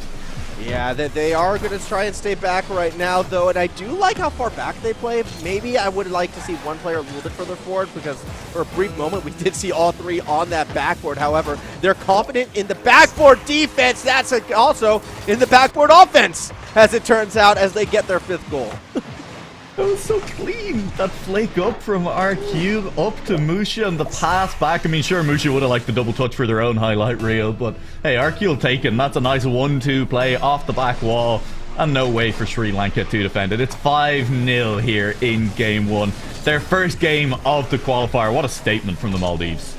Yeah, it was a great little turnaround, and now we're going to see another shot come through. Monkey, no! Denied on the line, and that is pixels away from the first goal out of the Sri Lankan side. Instead, it looks like they're going to be spouting a goose egg. A shutout in game number 1. All they need to do is play a little bit more defense on the Maldives. They do just enough. 5-0 in favor of the team in blue. And hey, it's been tough for Sri Lanka to get those goals. I mean, not quite a 100% win rate in games where they managed to score. The game 4 of the last series did deny them that. But when they do start to score, they do start to make things look a little bit more competitive. I'm not all that worried off game 1. The reason I'm more worried, I think, in this series than I was in the Pakistan series for Sri Lanka is just how confident Maldives looked. I mean, we said Pakistan were playing with confidence, but the Maldives are just up there in the face. They're taking good shots, and just in terms of pure mechanics, they do look like the best of the 3 teams, I think, that we've seen so far on Stream Formal. Yeah, absolutely, and I keep going back to the decisiveness of this team. The fact that they are comfortable playing at that supersonic speed, and that speaks volumes. You throw in the fact that they're able to play backboard defense, and I know for people who may follow the RLCS and a lot of competitive Rocket League, that might seem trivial to you, but again, when I look at the Asian region as a whole, it took them years to develop consistent backboard defense to the extent that, yes, they can compete at that international level, and we're seeing it from the Maldives, and that has me really excited, especially from a country that we never really have seen players really come from in the past. It seems like they've been practicing, it seems like they've been training, they have come to this event prepared, and I'm excited to see how far this squad can go. And it's the team play that's been good as well, beyond just, you know, the individual backboard defense and stuff. And backboard defense, as much as we kind of, you know, talk about it in general, it is the ability to have someone on that backboard as well. Whatever they do with the ball when they get there, just having a player consistently there is a very important part of it. And Maldives, in general, the rotations have been on point. Players in support on attack, and the right player in the right place at the right time on defense as well. That's exciting. As you say, they look like they've been practicing as a team. Let's look forward to how they do here in game 2, and I'm looking forward to seeing how they do across the rest of the day as well. Yeah, I'm going to be excited to sort of follow this team and see where they go. Obviously, that next match against India is going to be the challenge for them, but so too is making sure that you finish this one out clean as well. Aquadome location for games number 2, as Mantis actually going to be creating a bit of offense for the Sri Lankan side. Usually is the player who will clear it across that middle of the field. Actually wins a challenge. Does he have the speed? Not quite. Defense there, and will bail the Maldives out. One more time, Mantis makes a play in front of net, and his team are just a little bit too far off the pace to get involved to make something happen afterwards as well. It was at least a good offense from Mantis. And here's Mantis with the ball with boost again, but just RQ far too quick on challenging that one. And there's FY looking to make it happen as well. RQ keeps it on the back wall. Monkey big miss underneath it, but Mantis will get a follow-up and will beat out the first player. There's a second player though, because that's always the case for the Maldives right now. There's always a second player taking it. An attempt to pass back has left Mantis in plenty of space. He tries a pass to Monkey, but Monkey a little bit too far back. Has collected the redirect outwards. Mantis, it's over his head. And now it's a 2v1. Musha versus FY as the defense races back as well. Ball not collected cleanly, but bullied across the face of net. And here's RQ. Whites picks his moment and will get goal 1 from Maldives. Yeah, I mean, I liked how the moment they recognized, hold on, we have too tight of spacing, you see FQ go straight for that bump or that demo, and the willingness, again, they fully commit to the play, something goes wrong, they just double down more often than not, and that's such a promising sign. Furthermore, I want to go back and talk a little bit about the Maldives defense. Apparently I'm not allowed, though, because they're going to keep scoring goals. Okay, RQ. I mean, sure, it's a kickoff goal. Sure, you can be like, all right, I mean, nothing to do. But that was still a tough finish for RQ. You could question, did he make it look a little bit harder than it had to for style points? I mean, maybe. But he did it and managed to pull it off. And ultimately, that's all that's necessary. And that's maybe even just a little bit more confidence if Maldives needed any. Yeah, it's definitely helping them out. But to quickly go back to their defense, something that I thought was deceptive, a Musty! Okay, Maldives! I see you now as that comes through, but I want to talk about the defense, but the team keeps doing cool things on offense, Noah. I don't know what to do. That's fine. That's why you talk about the defense. They won't score off this attack. There's no doubt. They will still boost away. Yeah, all right. So what I'm trying to say is they were playing very, very wide post defense. In fact, you can even call it corner defense. Try to bait Sri Lanka in to set up for the counterattack. And it wasn't the cleanest counterattack. They were actually a little bit slow. And it was the first time I saw something from them that almost seemed hesitant. It didn't matter because eventually they still got the goal either way. And it was their slowest goal that they had scored thus far. But it's good to know that even defensively, they're still trying to play and sort of outpace their opponents in a sense.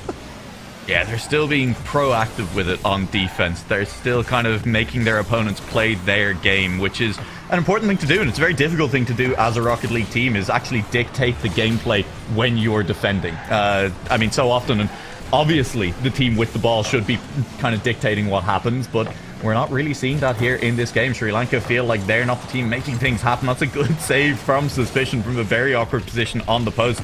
But it won't matter as the pressure is still on. Here's FY Musha. Double commit for this ball. He'll come off the back post. Is there a follow-up play? Not at the time being, as RQ watches his teammates fly through the air for the double commit and doesn't want to commit himself for the time being. Sri Lanka, you feel like they have to score maybe off this play, but they're just all moving backwards underneath that ball formal. They're really not getting what they want done in front of net. No, not yet, at least as FY is going to try to look for a pass across. Sri Lanka's defense will slow it down in the corner. How many players forward do they send? Will they go for a pass to really increase the pace? And that's going to find the goal. There we go, Sri Lanka. If you allow them that space, and if they have the speed that they can play around, they can still find goals like this. Good point for Suspicion. This is the danger of playing that corner defense very widespread on it, is if one player does end up making a mistake, as RQ does in the corner there, just misreading the touch, there's not really good cover immediately a lot of the time. It takes a long time to get back, cover your net, and it left just enough space on the inside post for Suspicion to get that first goal.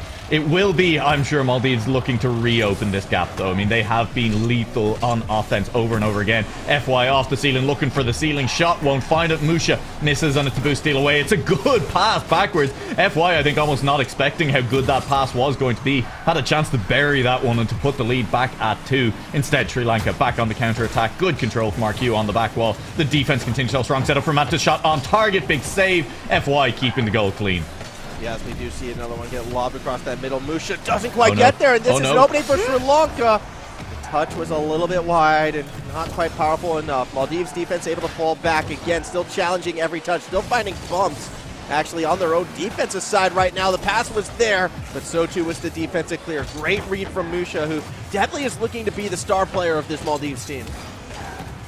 Is being incredible. We've seen some very good shots so far from Musha. We've seen some good setup play and some good defense as well. All-rounder and a nice demo to match as well. Is underneath that ball at the moment, and RQ will be the player who moves forward and takes it instead. Then an awkward bounce will kind of beat FY. Still challenges as he didn't want to give Monkey an uncontested touch on that one. Mantis shot on target off the post. Musha save follow-up is there, and FY will be beaten. 20 seconds left on the clock. Suspicion has a brace, and we have a game on our hands. This is looking mighty similar to what we saw in game number 3 between Sri Lanka against Pakistan, where it was a late flurry of offense, a late flurry of that confidence that seemed to push Sri Lanka ahead. Do they find it within themselves again? 20 seconds remaining. I'm calling the golden goal now. Regulation or in sudden death overtime, the next point is going to win this one out. Do it in regulation. I'm sure the Maldives would like to, but Mantis will have boost and has the whole pitch in front of him. 2 teammates in the middle, just takes a little bit too much time on the ball. It's a shot, it's a goal! 4 seconds on the clock, and RQ looks to have found a winner. Oh, and it was a little bit too slow from Mantis to the corner. Didn't really have complete control of the ball, and it's that willingness to commit. I know I sound like a broken record here, but we're seeing it again and again and again from the Maldives. If they see that weakness, if they see that opening, it's 100% commitment. They get the dunk, they get the goal. 0 seconds left. Ball does hit the ground, and the Maldives advance to match point. Oh, that's tough for Sri Lanka. I'm sure that's one of those situations where you're starting to think about overtime, where you're maybe a little bit less on it than you should be with the clock ticking towards 0. You're in your own half, and maybe you feel like you deserve that chance. I'm sure Mantis sitting that back corner was expecting not to be challenged. That's kind of what it looked like as well. He said, I have a full tank of boost. I have the pitch in front of me. Maldives are going to give me a chance to score this on 0 seconds, right? And the answer was absolutely not. They were up, they were in his face, and they get the goal off it as a result. As you said, Maldives, they're playing a very pressing style of defense. They're controlling the middle of the pitch a lot of the time. It's led them to match point. It's led them to exactly where they want to be, although I do, again, have to give credit to the Sri Lankan side. They show resiliency at very unusual times. Like, all of a sudden, they'll start to pop off. They'll have that momentum, and they'll keep you on your toes. The big problem for them has been the consistency of it, and they seem to change their style frequently throughout a game. Sometimes they're very aggressive, then they'll be very passive, and they never really have found that happy medium and realistically stuck with it. I'm hoping, even though that game went against them, they found that happy medium at the tail end of game number 2, and they can sort of stick with that style of play where, you know, they're at least challenging the touches, but they're not necessarily overcommitting for it. They're still making sure that they're managing their boost properly. They're still making sure that it's never a double commit in some of those pressure situations. However, we'll see if that happens, though, because it hasn't happened yet, unfortunately, for the Sri Lankan side. It hasn't quite happened for them. I do worry for them a little bit because in their last series we saw them when they managed to kind of catch their opponents off guard. They caught Pakistan napping a little bit in game 3. They managed to just about scrape out a win there, but it looked like the momentum kind of faltered a little bit after that. And I worry, have we seen maybe kind of their spike of brilliance? Has it been denied, and now are they going to be in trouble? It looks like maybe not. Mantis will get a first goal, and for, I believe, the first time all day, apart from when they won a single game, they will start off a match with a lead. And that was just sloppy defense from FY and the rest of the Maldives defense. They had 2 players in position that could have corralled it, but I think they were thinking already a play ahead. You sometimes see that, you know, in basketball or in the NFL or, you know, why am I dropping American games right now? We're talking Commonwealth. You sometimes see it in football where a player is thinking about the shot before they fully collect the pass, and they kind of trip over themselves. That's what I feel like that goal was. This one, however, that was pure 50 going the way of Mantis, and that's a 2-0 lead. And Mantis has been this playmaker, has made things happen in general for the Sri Lanka squad. And one of the things that he has been consistent on, and one of the things that we've ended up kind of criticizing Suspicion and Monka for, is that Mantis ends up winning a lot of 50s up in the opposition half. And the issue is he wins the 50, he runs out of boost, and he can't make the follow-up play, and his teammates aren't quite there to capitalize on the opportunity that he's created as a result. But hey, if you just win the 50 in front of net yourself and it ends up in the back of the net, you don't need a teammate from that point on. No, you do not, as the ball's going to get thrown back out. Yeah, save is going to be made on the line, and 2 goals down. How do the Maldives recover right now? That's sort of the big question that we're going to be asking ourselves. As well, ball's still up for grabs in the middle of the field. Eventually, FY does get there. There was a beautiful display of aerial pageantry, but normally you have to play with the ball as well. This is the time when I wish I'd actually bothered to remember the name of those. Oh, no! That's 3-0. I'm distracted from whatever point I was trying to make. Mantis has a third, a hat-trick, and only a minute off the clock. Oh my goodness, Mantis, yeah, just straight from that sidewall, able to cross it up and put it in. 3-0 lead Sri Lanka, starting to pull away with this game, and this is, I have to go back to the similarities we saw in that series against Pakistan. I think something about the Sri Lankan team, it takes them a couple games to warm up to their opponents, but once they start to fire on all cylinders, they can look quite dangerous, and we are seeing a great performance out of Mantis. It's game 3 where once again they're on the back foot. They need a reverse sweep to do it, but this is a much stronger start to game 3 than they had against Pakistan. It's Mantis who has stepped up big here, and it's Mantis who's trying to beat out FWay on that right flank. It won't quite happen. That's a good pass, Suspicion to Monkey. It won't quite connect, but I like the idea. I like to see those two players getting involved and finding each other as well. Mantis doesn't need to be involved in every play for Sri Lanka. That's shot on target. Mantis will be infinitely involved with that save as he is the last player back, and here goes Monkey. Good backflip, tries to get it. I mean, look, it might look funny. It's nearly worked out. The follow-up, Mantis misses the shot. Monkey actually looked real stylish. That was nearly a sick 1v1 goal. That would have been insane, but I don't know if Monkey was going for the backflip to reposition himself or was straight up going for the musty and missed the ball. I don't know which one it was. Oh, whoa. I mean, oh no. Great fake by Suspicion. That was the entire team faking it so much that the Maldives didn't find the shot, and I don't know where Musha's going. Oh, Sri Lanka, they're trying to set themselves up for the goal. Monkey goes for the challenge, does lose out, and it looks to be RQ now with control, with a reset into a double, can't quite pancake it in. Oh no! Oh, yes! You love those when you're on the line, you're like, oh, I did so much work, oh, I can't believe I haven't scored that, I played it so well. Oh, the ball's here. Okay, I guess I'll score, and RQ will get the consolation. It won't quite be the highlight that they were looking for, but it is still a goal. It's one back on the board. Game just past the halfway mark, a 2-goal lead. This is definitely not over yet, Formal. Oh no, not by a long shot. Not with how explosive we've seen the Maldives be, as RQ is going to look to set themselves up through the corner. Won't be able to get that touch in. Now it's Musha's turn. Up through the corner once more. Ball up for grabs, and it's Sri Lanka that takes it. They're going to go all the way. Mantis with their 4th goal of the game. I can't believe the Mantis has 4 goals already. I mean, I can because it does feel like Sri Lanka live or die by how well Mantis is doing in the middle of the pitch. What I can't believe is how soft a couple of these goals have been. For as much as we praise Maldives for their offense, we also said they look solid on defense as well. And generally speaking, these last couple of goals, Mantis has gotten a couple where the defense has kind of just melted away a little bit in front of them. Yeah, and we've seen that happen at a few awkward moments as, well, now we're going to be seeing whether or not it can be brought back in a sense. As interesting play being set up by RQ straight over the top. Has Musha underneath. Suspicion will steal it away. A big steal away. Monkey on the back and will manage to get a save this time around. Keeping this ball in the middle of the pitch though are the Maldives. Mantis, big clear. Won't pick out a teammate. Monkey is going backwards, and so will have to leave it for Suspicion, but Suspicion is awkwardly positioned as well. Musha maybe not expecting the defense to trip over themselves as much as they ended up doing. Ended up leaving them a little bit off the hook with that play. Ball still dangerous in front of the orange net for the time being though, and it will finally get cleared only as far as Musha, who this time will keep it up, and that's a bit of a double commit. Could have maybe ended up with a shooting chance if that double commit hadn't come through. Oh, we'll see what happens when we go back up the other way. FY off the backboard. No one there to take that shot, though, and instead it's Sri Lanka who puts a powerful shot in towards the net. Eventually the Maldives will corral it, but with under a minute remaining, Maldives on defense is getting closer and closer to a Sri Lanka victory. Getting closer. They might manage to pull this one out. Game 3, it is 1 goal back in. Back to 2 goals as RQ finds another. There's a chance. I mean, 45 seconds. This is not a safe lead. No, not at all. And the full commit from RQ right there sees the opening, full speed into it. Another powerful touch, another powerful shot.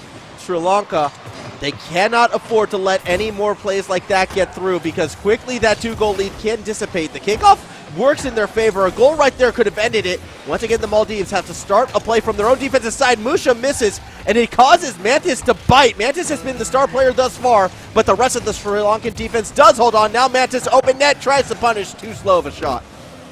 And I think time and boost are just against Maldives now. We're in do or die kind of seconds of the game. A goal there would have absolutely sealed it, but you can see it. 0 in the tank for FY. There's very little for RQ. There's very little for Musha. And that all kind of happened about 30 seconds ago. They really didn't have it. And I think from that point, you could kind of see it. They weren't going to get into position to score 2 goals. Maybe they'll recover. Maybe they were going to get a 0-second goal. But with 2 goals, the deficit heading into those final 30, 40 seconds, it felt like a done deal for Sri Lanka. They've managed to close this one out. Once again, a Game 3 goes their way. Let's see, can Maldives answer as emphatically as Pakistan did in a Game 4? I mean, I saw 4 goals right there out of Mantis, who really put forth a very strong individual performance to kind of put themselves in that position to get themselves into game number 4 right now. And a lot of it came from Mantis being very aggressive, looking for interceptions, being proactive in taking the momentum away from a team that we know likes to overcommit, likes to full send every sort of play they go for. And when you intercept them, you're more often than not, you're getting at least 2 defenders out of position, if not all 3. And then typically in the follow-up 1v1, we saw it with that dunk shot before above the net. Yeah, Mantis can win those, and he can win those in emphatic style. So right now, this kind of feels like the hope for the Sri Lankan side. It's whether or not the other 2 teammates can also play that similar sort of more proactive style in trying to find the interceptions and trying to punish the commits. We'll see if that continues, or if the Maldives can adapt and maybe show another side of their gameplay that we haven't seen yet. I could tell you, Formal, that the national animal of Sri Lanka is an elephant. And I think in those 50s, that is absolutely what Mantis, ironically, is embodying at the moment. He is unstoppable, irresistible when it comes to just forcing that ball through the 50s a lot of the time. And it has put the team in some good positions to do it. Over on the other side, we do want to just highlight, we've talked about momentum a little bit before, and I think kind of hand in hand with that is the almost superstitious nature of Rocket League players when it comes down to the cars they're in and things. We are seeing a car switch for Musha. Is getting out of that Stocktain, is going to be jumping over into the Fennec instead. Let's keep an eye on Musha. We said he was a big player for this Maldives side. Do they look better in the Fennec now here in Game 4? We will see if that happens. Look, you were looking up fun facts. I actually looked up some fun facts about the Maldives as well, might I add. Very small country, 300 square kilometers, a population that's well under 1 million people. It's a tiny island nation, and the fact that they've been taking it to Sri Lanka, the fact that they've looked like one of our stronger teams in this event is so exciting. Imagine if they turn out to be the representative from South Asia. Yeah, it'd be very exciting indeed. Look, I mean, it'd be wild to see in general. That is the joy of the Commonwealth Games, as you say. We get to see some of these smaller countries compete on a national stage, and I think esports in particular is really going to highlight some of these kind of smaller Commonwealth nations that don't necessarily always get a chance to compete in some of the bigger sports where there is just funding and a lot of history in the larger nations. You know, your Canadas, your Australias, your Englands of doing very well. This is a chance early on for Maldives to get a goal in. Good defense this time around for Sri Lanka. They will manage to keep this ball clear for the time being. Yeah, but for how long can they do it? That looks like a shot that should come through. Maldives, for the first time ever, a little bit too slow to it. RQ was stopped, and now it's Sri Lanka who should have been on the attack. A swing and a miss. Turns into a pass back, but no one there for it. Yeah, you don't get that second touch. Why not? See what happens. Flick is red. Sri Lanka still on the hump, but RQ takes it right back off of them.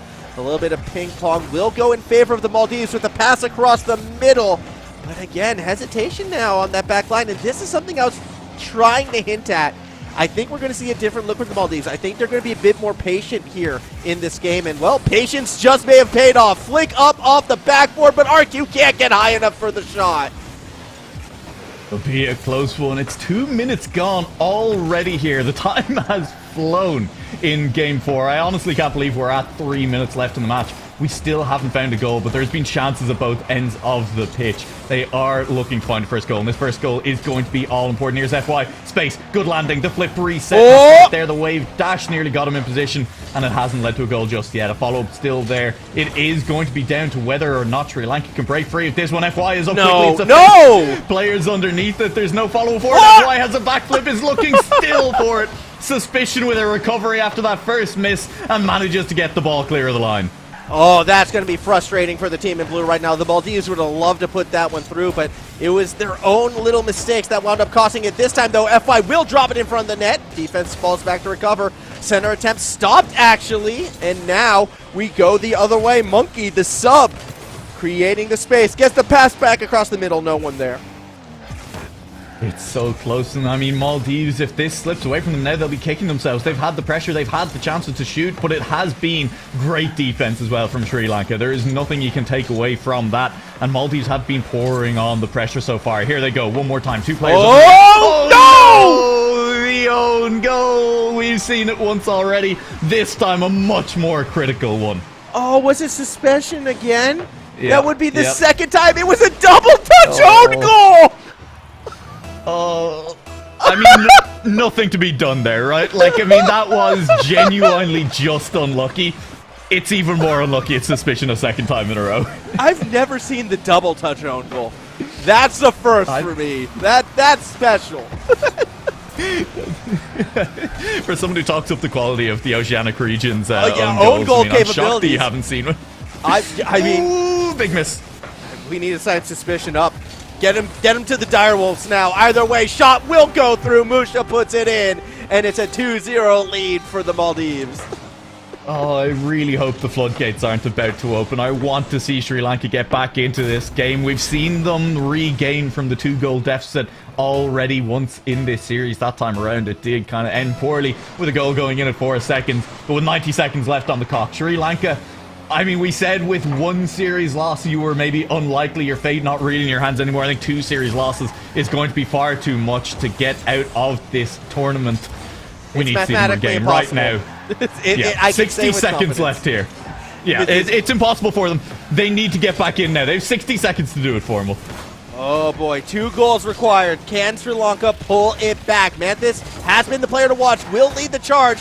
That looks good. The ball's popped up in front of the net, yet no one on the Sri Lankan side wants to commit for it. Now they double commit to the corner, and they'll just get crossed up as a result. The Maldives killing so much time with that touch as the clock ever ebbs and flows closer to the Maldives' victory. Sri Lanka again on the attack, but patient defense paying dividends right now.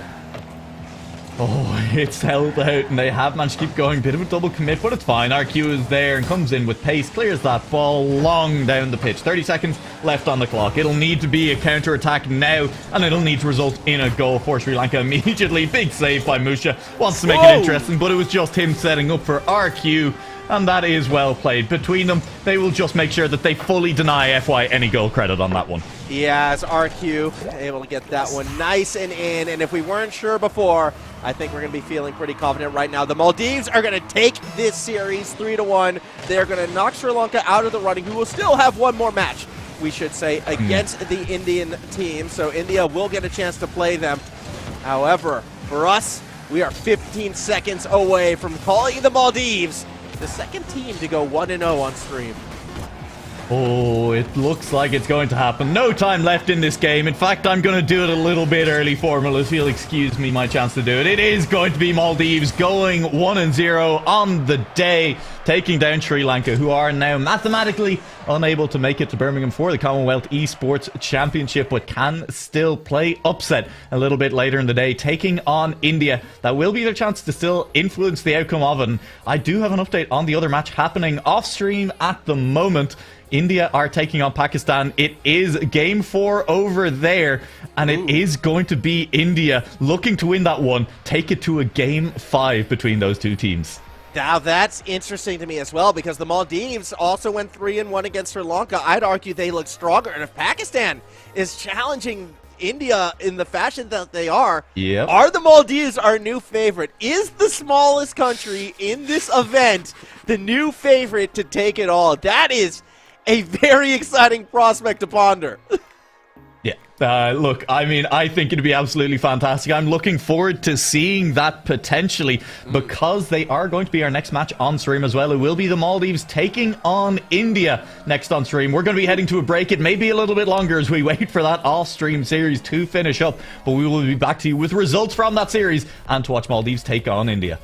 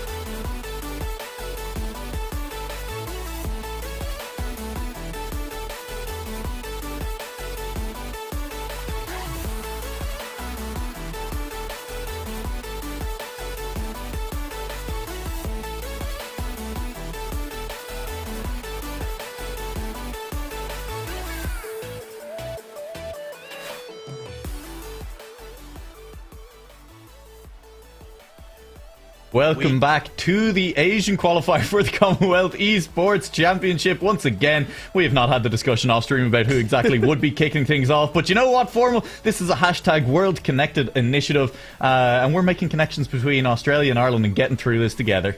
Yeah, we're still building. We're still building this connection. We're very far apart. I think, quite literally opposite ends of the planet. But that's kind of what the Commonwealth Games are all about. It's bringing people from across the planet under the banner that is sport. And this year, for the first time ever, esports as well.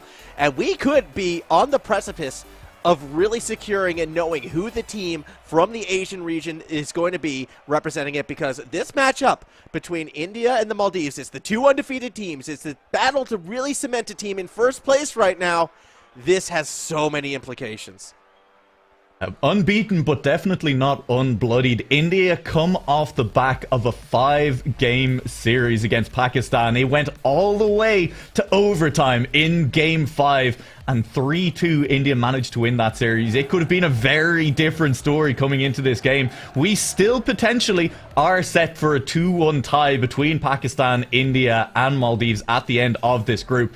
But for the time being, Sri Lanka, unfortunately, are solidified as not being able to make it out. They are now playing spoiler, and they will take on India in the last match of the day. So India, I mean, if they win here, they go into that match set to go 3-0, set to be the team that makes it out. It's now kind of up to Maldives to maybe potentially deny that, as India are the team with maybe, I don't want to say the easiest match left to play, but Sri Lanka are the team that right now are kind of looking to be an upset team.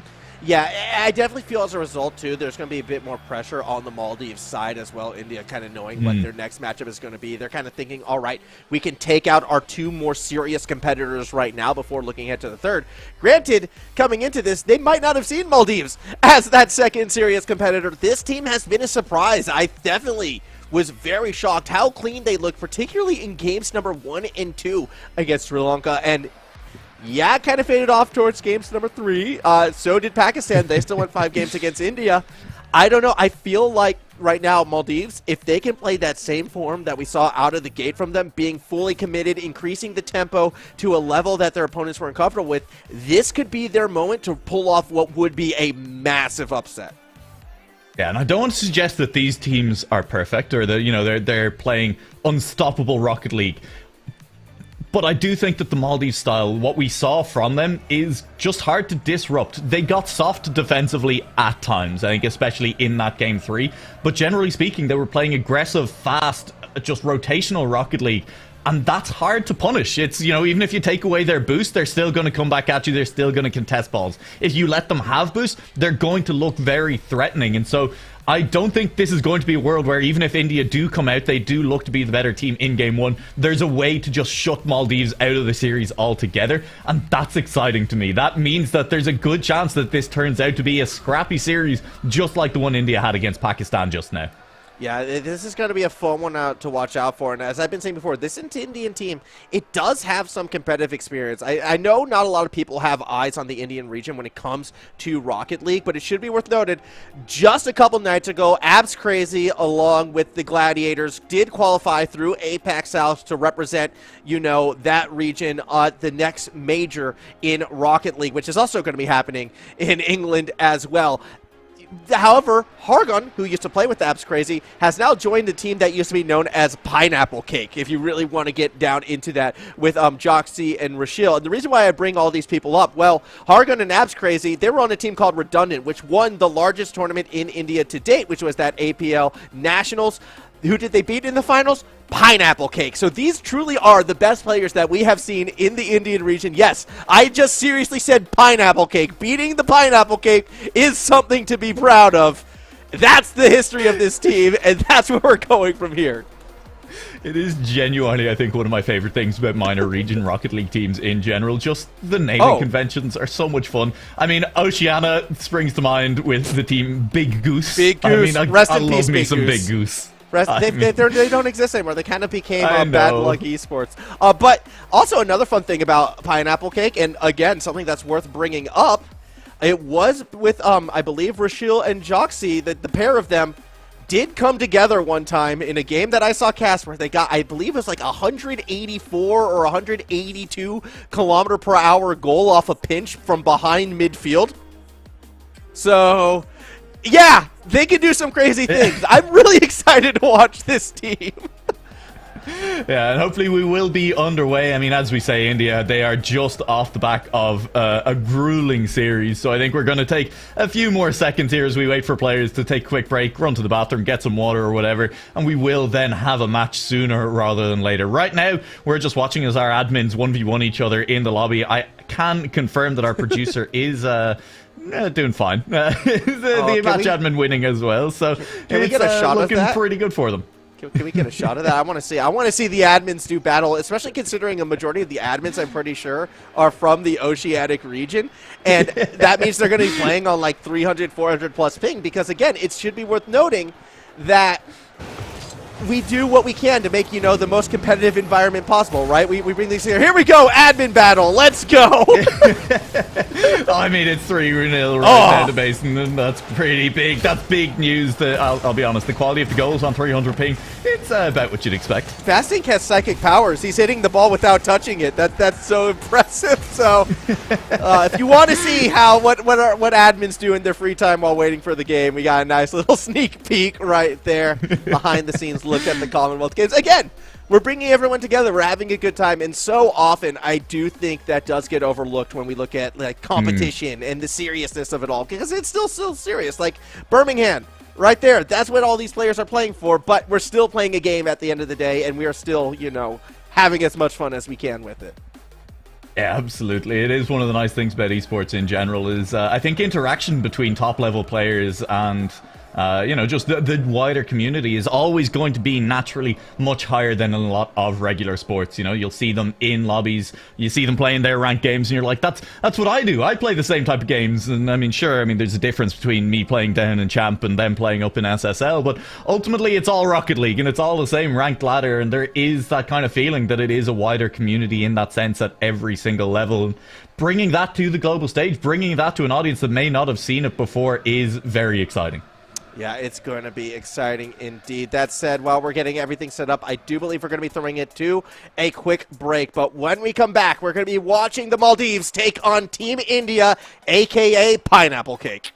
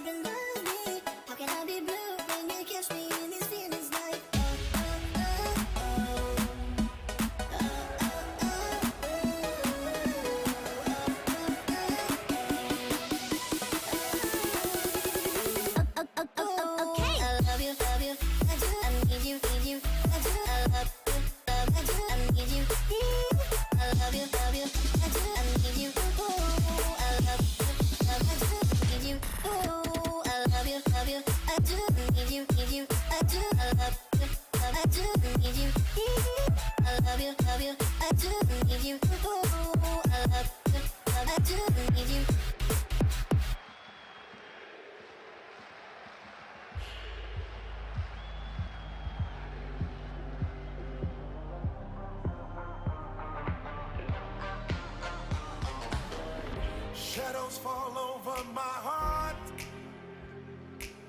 I black out the moon. I wait for you to come around. You got me dancing in the dark. I close my eyes, but I won't sleep tonight. Baby, you should come with me. I'll take you to the dark side. Me and you and me, do bad things in the nighttime. Baby, you should come with me, and we can kill the lights, hit the lights, let it black out, hit the lights, let it black out.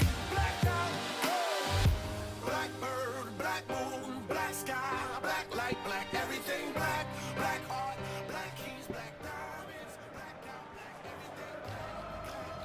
For a second time, welcome back to the match between Maldives and India, where we have players in lobby. The Indian team has hopefully recovered from their Game 5 overtime against Pakistan, and they are ready to go. A reminder, our 2 undefeated teams so far on the day, top of the group, and a trip to Birmingham really on the line in this one, Formal. Yeah, this could be that deciding matchup. Again, India's last matchup is going to be against Sri Lanka, a team that we have seen struggle to really piece together an entire series. You'd have to feel like India would be heavy favorites there.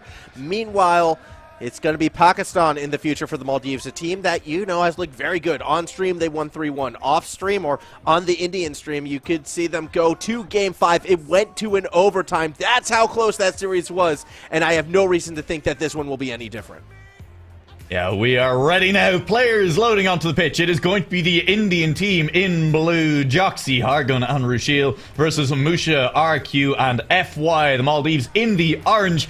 Game 1 potentially setting up the stage, how the stakes are going to be, what the match is going to look like as we go on. Let's see, which direction does this first goal fall? Which team comes out of the gate swinging?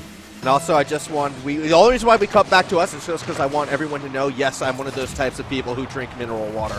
Anyways, we are on the pitch. We are underway. Joxy with that first clear down the other way again.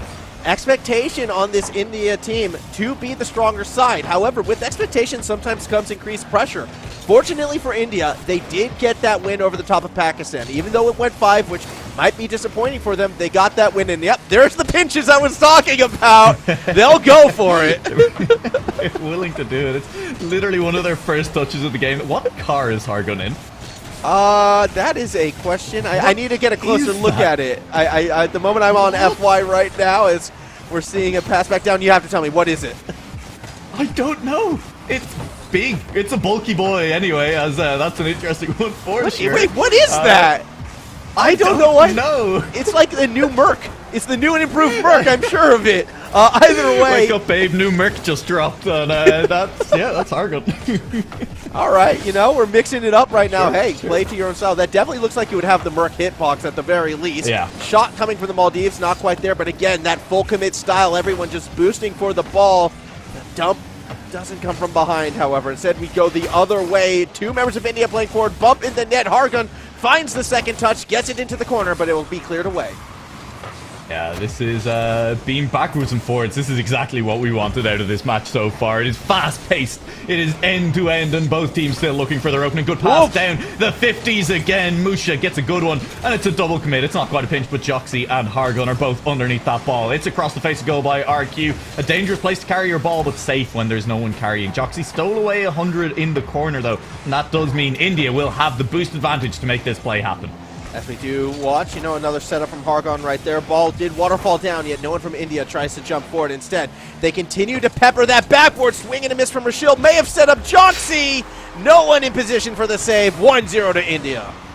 And I'm going to call it. That is that boost advantage that comes in when you steal a couple of those key corner pads away. RQ and FY are both on the goal line, but neither of them is positioned well or has enough boost to really contest what is ultimately not the best shot we've ever seen. But at that same token, look at how the Maldives like to play. They're so reliant on that boost. When you take it away, you don't need the best shot. This team will struggle when they're not at full speed, and they struggle sometimes on kickoffs as well. Hargun makes it 2-0. Yeah, that's a nice finish as well. Again, it's almost a kickoff goal, as it's just the defense not really getting set in time off of that one. And as you say, 2-0, India, they're definitely playing with a bit of confidence after that 5-game win against the Pakistan squad. It's like a misshapen edamame pod, or edamame? How do you pronounce it? I don't know. Hargun's car is what I'm referencing right there. Edamame? Yeah, it's a misshapen edamame pod. That's what that car looks like right now. Joxy from the sidewall. We'll get it to the backboard. No strike. Yeah, no strike for the time being, as I desperately scroll through the list of of Rocket League cars and try to figure out what is Hargun using. I must know. I'm currently just making the face that is in his name. That upside capital D semicolon. That's what I'm doing at the moment. Fair enough, and that's going to be a goal. It'll be Rushil who manages to get the goal again with the goal skewer on the line. This time under a little bit more threat from the defense.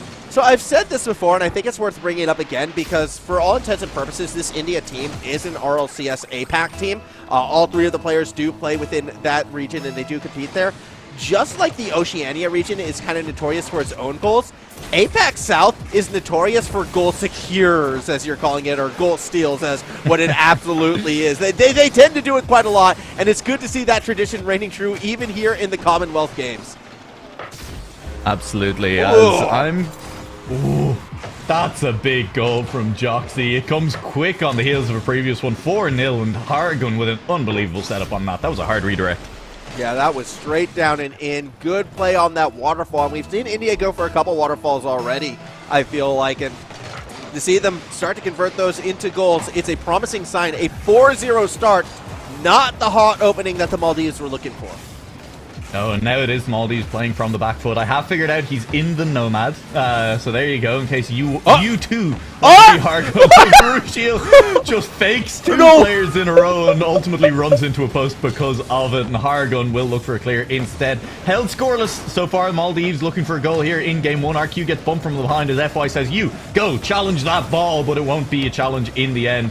Cleared cleanly by India, who are looking incredibly strong here in game one of the series. Can I just say that double fake makes me so happy to see from India, because it tells me that they've already kind of figured out the Maldives, and this is a team that wants to commit, right? That was two just full launches at the ball. All you had to do is sit and wait for the defenders to move, and the third defender almost got faked out as well. Unfortunately, it looked like India kind of pulled the trigger a little bit too early on that shot. The Maldives are going to have to learn how to play patient against India right now, because they have them red. We've seen it with those 4 goals. It's going to be difficult, because for the team that might not be as experienced as this India side, to learn how to adapt on the pitch with everything on the line, it's a major ask. Yeah, adaptation is one of those things that separates a very good Rocket League team, highly mechanical skill, has some good team play, and it's the adaptation that makes them a great Rocket League team. The ability to change up your playstyle mid-series, to figure out what your opponents are doing and come up with something on the fly to try and counter that. We'll see if either of these teams really can continue to do it, but as you say, it seems like India, the team that have downloaded their opponents a little bit better here in game one. Yeah, that they have, and with 18 seconds remaining, I'm going to call game one in favor of the India side. The question is whether or not it will be a shutout right now, as the Maldives are hunting for at least 1 goal. Double save on the line. Not enough to push the ball safely out of the corner. Boost starved at the moment. What can India do? They'll push it to the corner. RQ tries to throw it back. Ball up for grabs. It will hit the ground, and India comfortably take game number 1. All right, game 1, 4-0. That's cool and all, but the big question, Formal, does Hargun change car for game 2? No.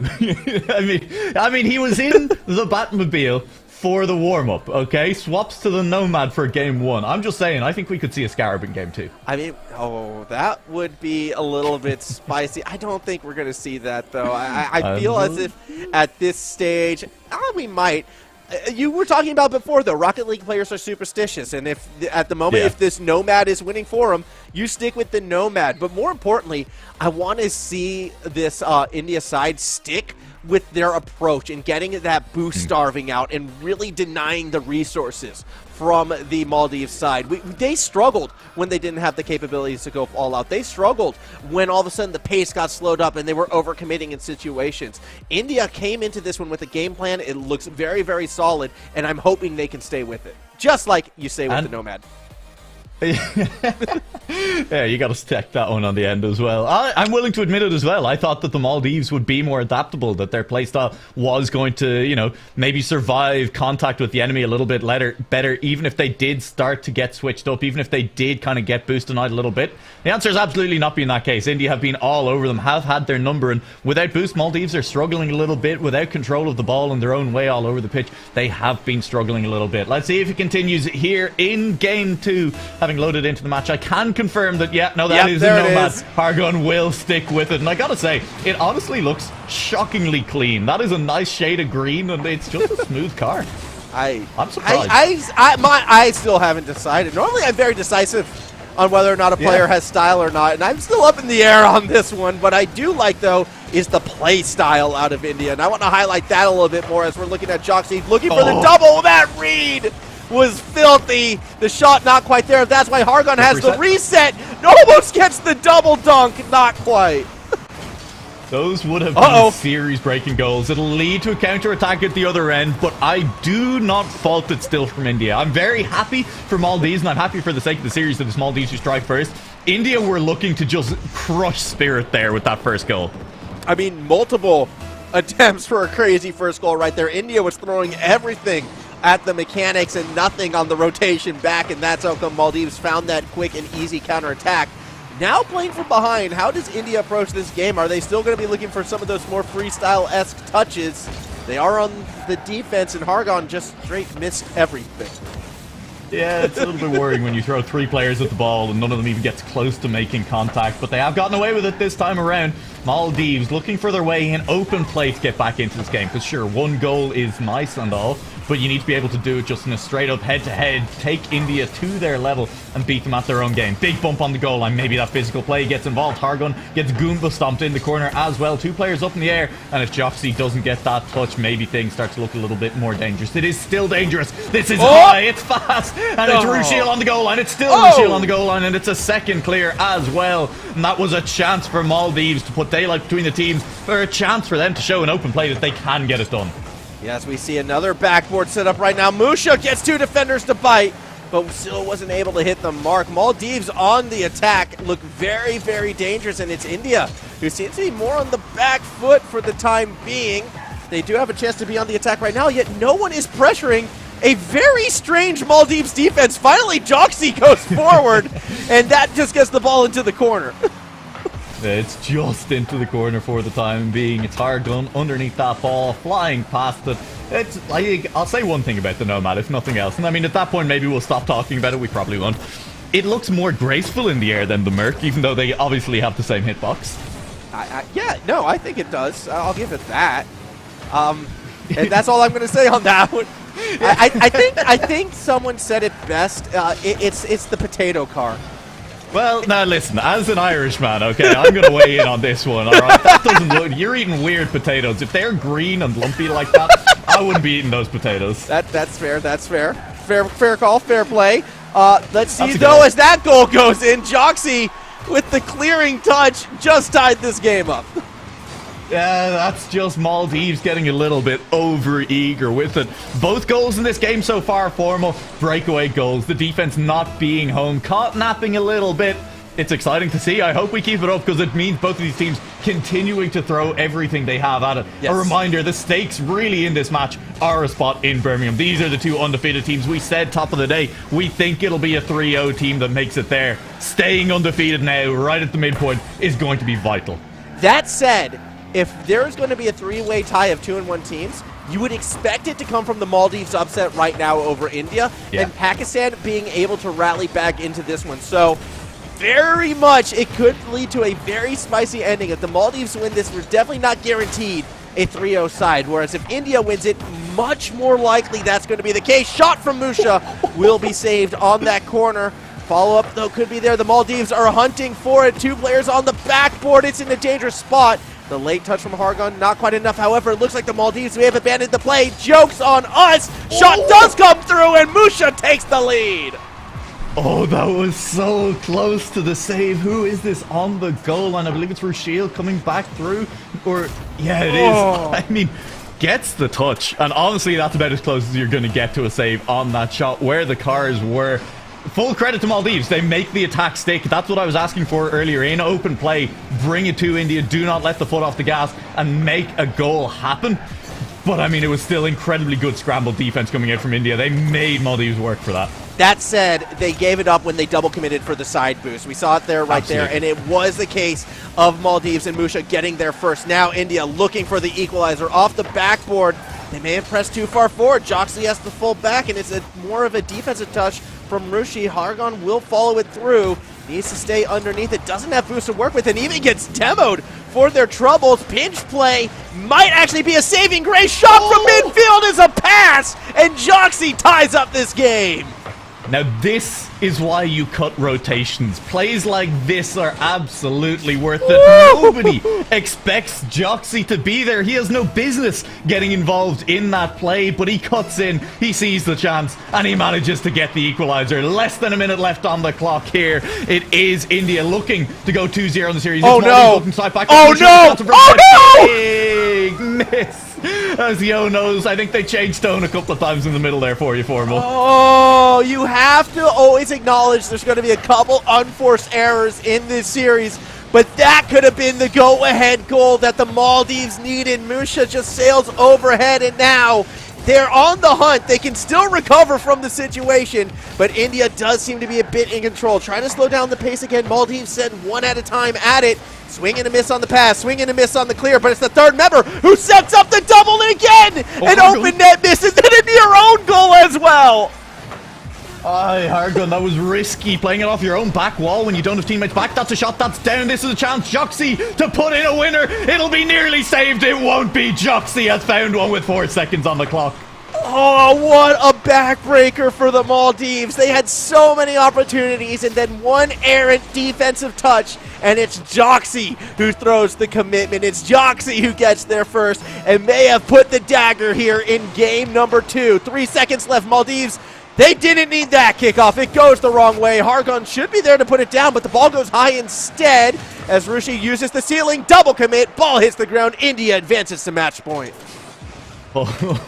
For a third time today, we will end up at 2-0 to a team after our first 2 games. But this was a wildly different fashion formal than either of those other 2 series really happened in. That was so close to Maldives getting it done, and at the end it's a 4-second goal. As you called it, I think it's absolutely appropriate. That was the dagger at the end of that one.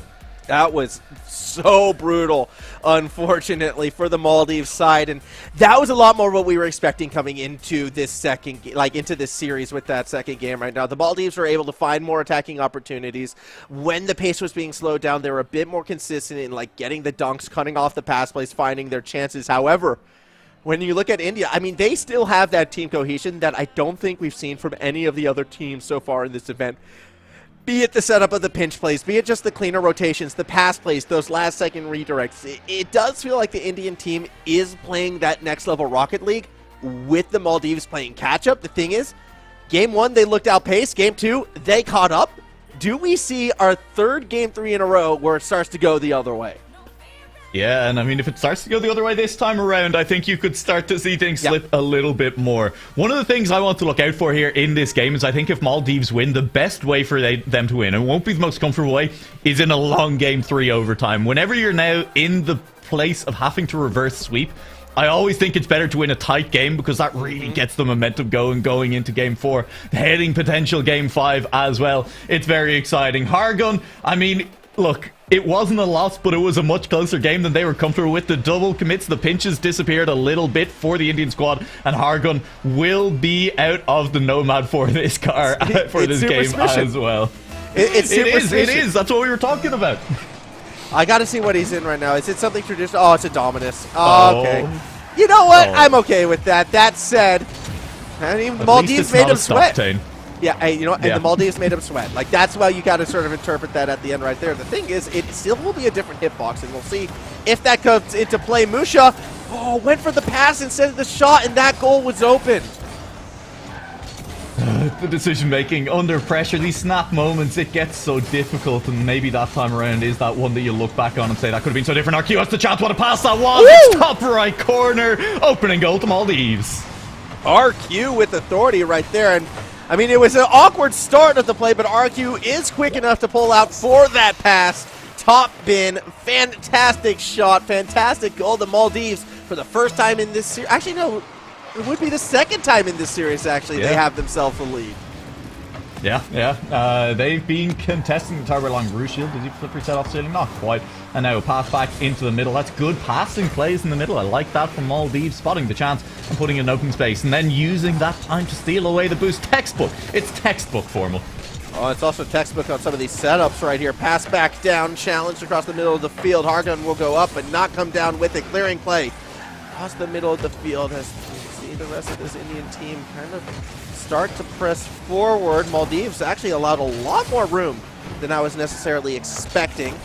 Still just under 4 minutes remaining. Maldives with that lead. Do they continue to fully commit, or do they play passive like we've seen sometimes with their leads, where they do kind of ease up just that little bit? That's the question. Triple commit. Right now, I mean, it's India who are full committing. It is absolutely 3 in front of net in the air for that play at the same time. They haven't been punished for it, but it hasn't exactly worked out for them either. Will they take the foot off gas a little bit? 2 on that right wall means space in the middle for Maldives. The shot comes through. It was wide of the post and saved anyway by Joxy. Hargun back in that dominus is going to get a ball away on that line, but the touches are awkward. I mean, maybe the Nomad would have gotten that clear. I don't know. I'm just asking questions. Yeah. Fair call, fair shot. That said, that should have been a pass. It still is, Musha! What a 50 right in front of the net, and the Maldives take the 2-0 lead. What a 1-2 as well. It's up to FY, who's kind of pre-jumping the pass, and it's back to Musha and Joxy. Just no way to build up momentum on the line. Musha with all of it bullies it into the back of the net. Maldives have a 2-0 lead.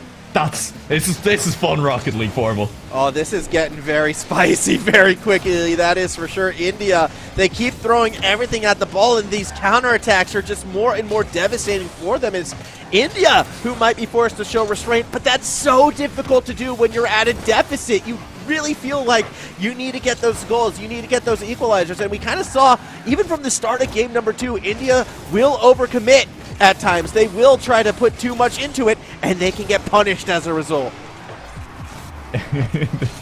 They are getting punished. We're getting punished as well by chat, who have pointed out that no, that's definitely not a dominus. And that's my bad. I apologize. Formal said it first. Follow me. Him on Twitter. It's fine. That is just going to be clear. And we're going to get back to gameplay, right? Now that we've gotten it wrong, Formula, we can't. Oh, you know what? Car names aren't important. What is important are shots. As India's still looking for it. Look, I didn't know what the last car was named either, all right, until you looked it up. How was that not a... Oh, I need to see it up close. I'm pretty sure it's a Skyline. Yeah. Oh, it's fine. Okay. No. It's fine. It's fine. Look, the point is, yeah, shots are important. It's a low-shooting game. Despite it being 2 goals to Maldives, they've had 3 shots. It's only 2 for India. Neither of them managing stick just yet, but India, in the last few seconds, have spent some time in this orange half, setting up camp. Still looking for a shot to come through for those. Maldives defense is proactive, and they're getting this ball into their own corners, directing India away from the net, and then getting the ball clear from those corners effectively. As we do see a lobber towards the backboard, FY will fall back forward. Whoa! Swing and a miss from the Indian side. Hargun's going to have to fall back forward in the car that looks suspiciously like a dominus, but is not, and now I hate it. Still fling off that backboard. As there's the shot from Hargun. Dominus would have made it. Instead, it's a pass, and Rachil takes a goal back from the Maldives. Yeah, that'll be a goal back the other way. It was, again, very aggressive. 3 players up for India. There is a chance that that goes wrong, but I don't hate it. We're in kind of desperation time in terms of just this game, where with 70 seconds on the clock, yeah, commit 3 players. Give yourself the best chance to come back in. Worst case, you go 3-0 down, but a 2-0 down, you need to start making things happen. For India, that's happened. They've given themselves 60 seconds to find an equalizer. They don't want to drop back down by 2 here with those 60 seconds remaining. It's a big flick and a demo from Hargun, and now he's contesting FY as well. But FY is cool under pressure, and Hargun hasn't managed to bump anyone on the goal line. As Rachil will actually look to set things up as well. Hargun again looking for that bump, but can't quite find it. Maldives will get themselves the clear. They'll get themselves at least a few more seconds off of that clock. Under a minute to go, under 40 seconds even, as the Maldives are trying to hang on. That said, India will take to the skies. Deep clear, high clear. Ball rolls in front of the net before the defense recovers.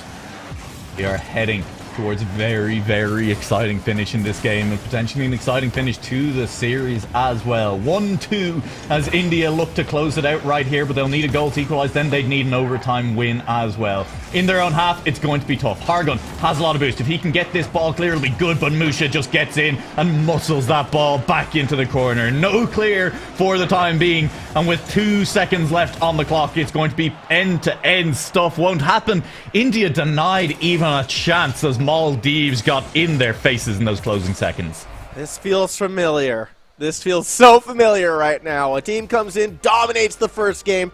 Things get a little sketchy. The second game starts to bounce back. The third game, but then historically, dominates game number 4. That's been the direction we've been going, and that's where it looks like we could be going again. However, I think the Maldives might have figured this one out. This time it could be different, because the style of play that we're seeing from the Maldives right now, that decisiveness whenever we see India try to slow the pace down or go for something mechanical, has been lethal time and time again. And now it's India who's going to be forced to adapt right now. Either they need to increase the pace, which might better suit the Maldives play style, or I think that's actually the only option. My other option would have been go for the buffs and the demos, but Hargun went for it, and they never were working out. Yeah, he just couldn't quite find them. I don't know. There was a combination of Maldives looking quite good on the goal line at actually dodging those bumps, those demos, and at the same time, Hargun just not quite having the eye in, you know, not quite managing to make the collision happen. But we have been given another chance to get Hargun's car wrong, as he once again, after a loss, goes for a swap. Let's see what he joins this match with. I'm not even trying. I'll be able to tell you formal. Yeah. Well, okay, we'll have a quick look at it when he gets in here. It'll be all on me to figure out what he's actually doing. But more importantly, this is a game 4. Maldives now have a game on the board. India still with 2. They still have 2 more match points to close it out. But if you head into game 5 on the brink of being reverse swept, you're not feeling great about it. Hargun has just fully committed to it at this point, is just straight up in the Merc. Yep. Fair enough. Is it the Merc or is it the Nomad? I can't see yet. I need a closer look. It is straight up a Merc. That is a Merc. That is a Merc. All right, there we go. That one I know. That one we can't get wrong. That's it. I mean, that suggests to me that, yeah, like, I mean, the Nomad, as much as it was fun and he changed off it when, you know, things were going tough, Hargun's just genuinely comfortable with this Merc hitbox. Yeah, and I think that could be the way to go. That said, is the Maldives hunting for that first shot. Fortunately, a little bit high and wide. Now the counterattack is dangerously accurate. Rashil straight down the middle gives India the early lead. And that is just a solo play, coast to coast, flicks over one. RQ is rotating in, and F-Way gets beaten by the second touch. That is well played by Rushil, and India looking to close this series out after a tight loss in Game 3. That early goal will steady the nerves a little bit. That's important for them. That is massive for them, especially if they can get a second here. No one willing to challenge for that 50 in front of the net. RQ with space, has a pass across. Good interception, though, out of Rashil, stopping what would have been a goal. Important to keep the defense strong when you're still rebuilding your offense as well. India, that'll work for them there. Hargun with that's got to go in. Hitbox has just taken the ball off the nose of his opponent's car and sets up Joxy in the middle. Yeah, RQ thinking had a bit more time. Hargun, though, not going to let the Maldives get away with that one. And now we're seeing the India side, well, do what I kind of hoped they would do. They're increasing that in tempo. They're increasing that pace. They're being more willing to get in the Maldives' face and sort of play that faster style Rocket League. And it can only do them dividends right here. The Maldives, they struggle sometimes when challenged a little bit. We've seen that before. We're seeing that right now.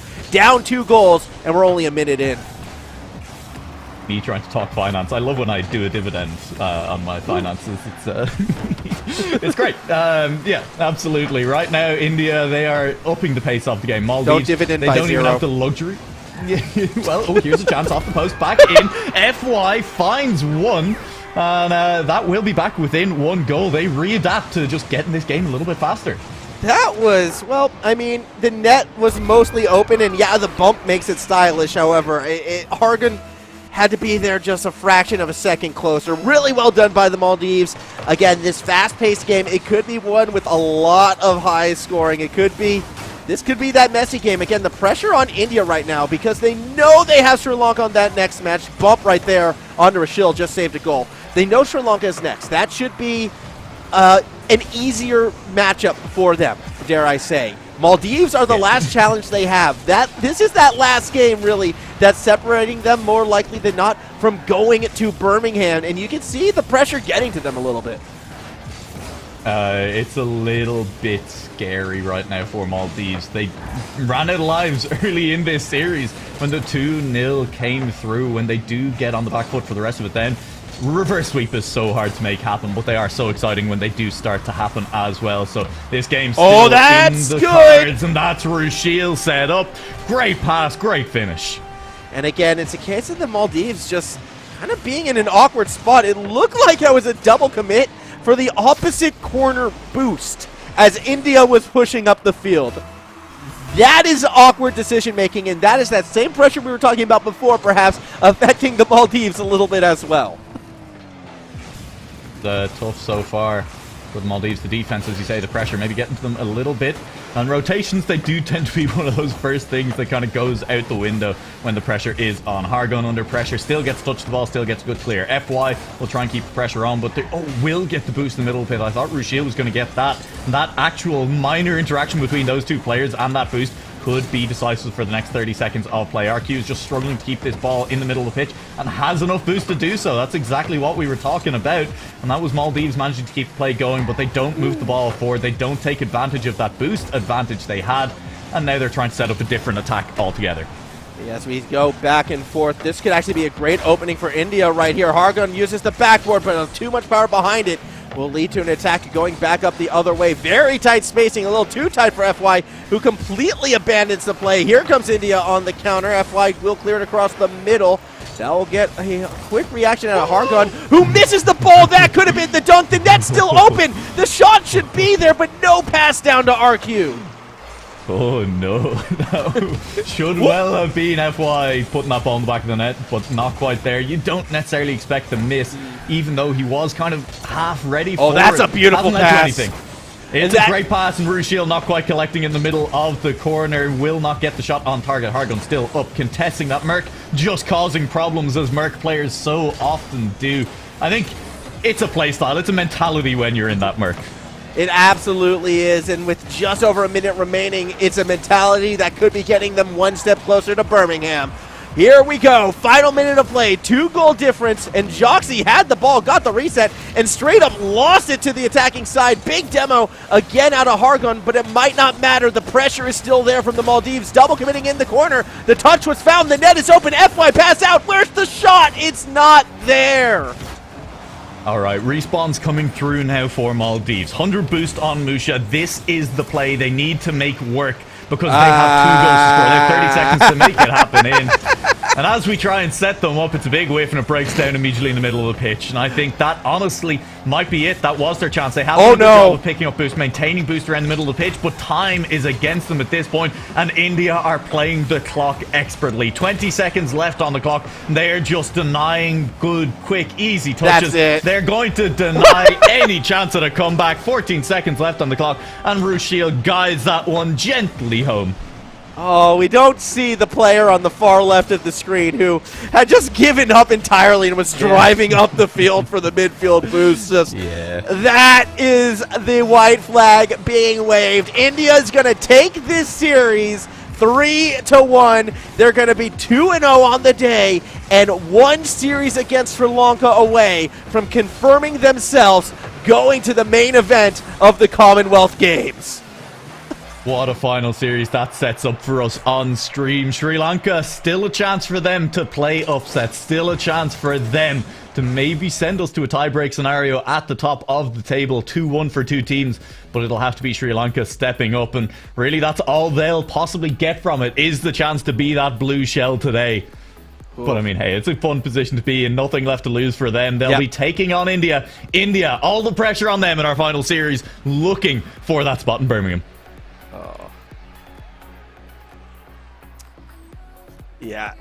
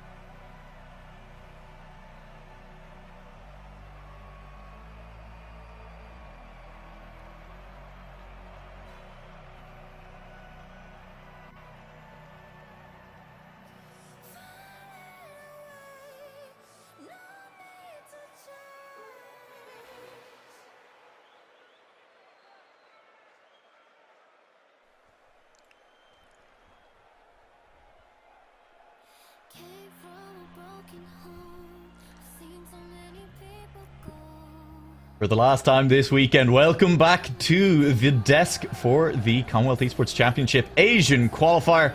It's a world-connected initiative. It is brought to you by a couple of very important federations, including the Global Esports Federation and the Commonwealth Games Federation. And right now we are on the verge of sending India as the first ever Asian representative to the Commonwealth Esports Championships because, well, formal, it is the first ever Commonwealth Esports Championship. Yeah, absolutely. And this is the series that could do it. India undefeated on the day. They're going up against Sri Lanka's side that's only won 2 games overall. And knowing that you have to win 3, yes, they haven't won a series yet coming into this one. So it is a David versus Goliath story in a situation where Goliath actually needs to pummel David down if they want to go to Birmingham and represent the Asian region at the Commonwealth Games. Yeah, it's a chance for them, and I think a chance that they'll be looking to seize. But as we were saying, Sri Lanka mathematically eliminated after their second series. No pressure on them. They can just play Rocket League, you know. They're just vibing at this point, having a good time, and they can just play spoiler, you know, make things a little bit harder for India. Which does mean as well that India, there's a little bit more pressure on them. Of course, it does come down to tiebreaker scenarios then as well. Yep. Exactly how those tiebreakers do function, because that's one thing that I'm not exactly sure about. We'd have to go for a bit of a trawl through the rulebook for that one formal. There is a chance that India are already basically locked in. Yeah, I don't want to rely on that one, though. I haven't read that detailed in the rulebook yet. So just win. It's the easiest way to leave any doubt aside. Just go 3-0. Yep. India, we're getting ready already to load into this match formal. We are quick to get underway here. No one wants to lose their way into the main event of the Commonwealth Games. You don't want to lose your way into land. That's never a fun experience. So they're going to be looking to win. And my eyes are going to be on which version of this Indian team are we going to be seeing as we get into this. Because when we saw them get a little too overconfident in that last series, right, where they started going for more freestyle shots, they were maybe not taking their opponents as seriously, and then all of a sudden they got punished. Considering what's on the line right here, if we see them bust out the freestyle shots early, then we know they're feeling confident. I mean, like, speaking of taking things very seriously indeed, that's Heartgun in a gizmo. So that's a nice start to this series anyway. That's not a car you see very often, but look at how stylish it is. Oh, it's on your screens now as well. Those little flappy wings. That's beautiful. Yeah, flying horizontal to the goal instead of vertical towards the opponent's goal. Still, Sri Lanka will be there to step all over it. Now, it should be worth noting as well, Sri Lanka is running a sub. That's the sub right there, Monkey, who almost got the first goal. Yeah, it would have been a good chance. Hargun is looking to pre-jump that one and link up with his teammate in the air. They haven't done it, and Hargun has missed the follow-up on the ground as well. So Gizmo so far not impressing aerially or on the ground, but, you know, we'll see as this game goes on and exactly what things look like. Sri Lanka, I should say, have come out of the gates, and they are looking strong. They're trying to get some shots on net. In fact, they are the team that currently does have a couple of shots. And India is triple committing to move the ball nowhere. So, yeah, this is a little bit of a concerning start for the India side. We'll see if Sri Lanka will be able to punish as we see more defenders on India bump into each other. Monkey accidentally pushes the ball backwards, and it's Joxy who gets the ball to the attacking half. So far, really has been Monkey doing everything for the Sri Lanka side. A little bit surprising given the series we saw out of them earlier where Mantis really did step up, where Mantis was the player to watch. So keeping eyes on him, seeing if he can start to make an impact here in game 1 of this series. He is currently the player with ball control as Monkey leaves that play completely, choosing not to commit. And that is a position where I think Monkey, you know, can move in front of the ball, try and demo someone in front of the play, maybe open space for Mantis when you find yourself in that position anyway. But it's not the play. It hasn't been a physical style for Sri Lanka all day long. So it would be a bit surprising, I reckon, to start seeing it now. That said, we are looking at Rashil having a chance. That's going to be a dunk over the defender who just was a little bit too slow. India gets the first goal 1 minute and 58 seconds in. It took 2 minutes, and I was going to say it took them settling a bit, maybe triple committing less, but then I watched the replay and I saw that no, Hargun was still just doing backflips for style points as the ball flew past him on that back wall, so not so much of that. Rashil's going to pick that one, that's going to be an easy second goal. It took a little bit more work than I think he was expecting. Crossbar down onto the nose of the car. Yeah, that raises the question, was the crossbar touch intentional? I'm going to go with no. But there was doubt, and then followed it through. So really well done right there. 2-0 lead To quickly go back to Hargun, though, and being that disruptive force on the backfield line, Hargun's been doing that for 3 or 4 games in a row right now. I think that's Hargun's MO. You take a fun car, you breathe a sigh of relief when the shot from your opponents doesn't go in the net, and then you just be as disruptive and as annoying as possible. Yeah, absolutely.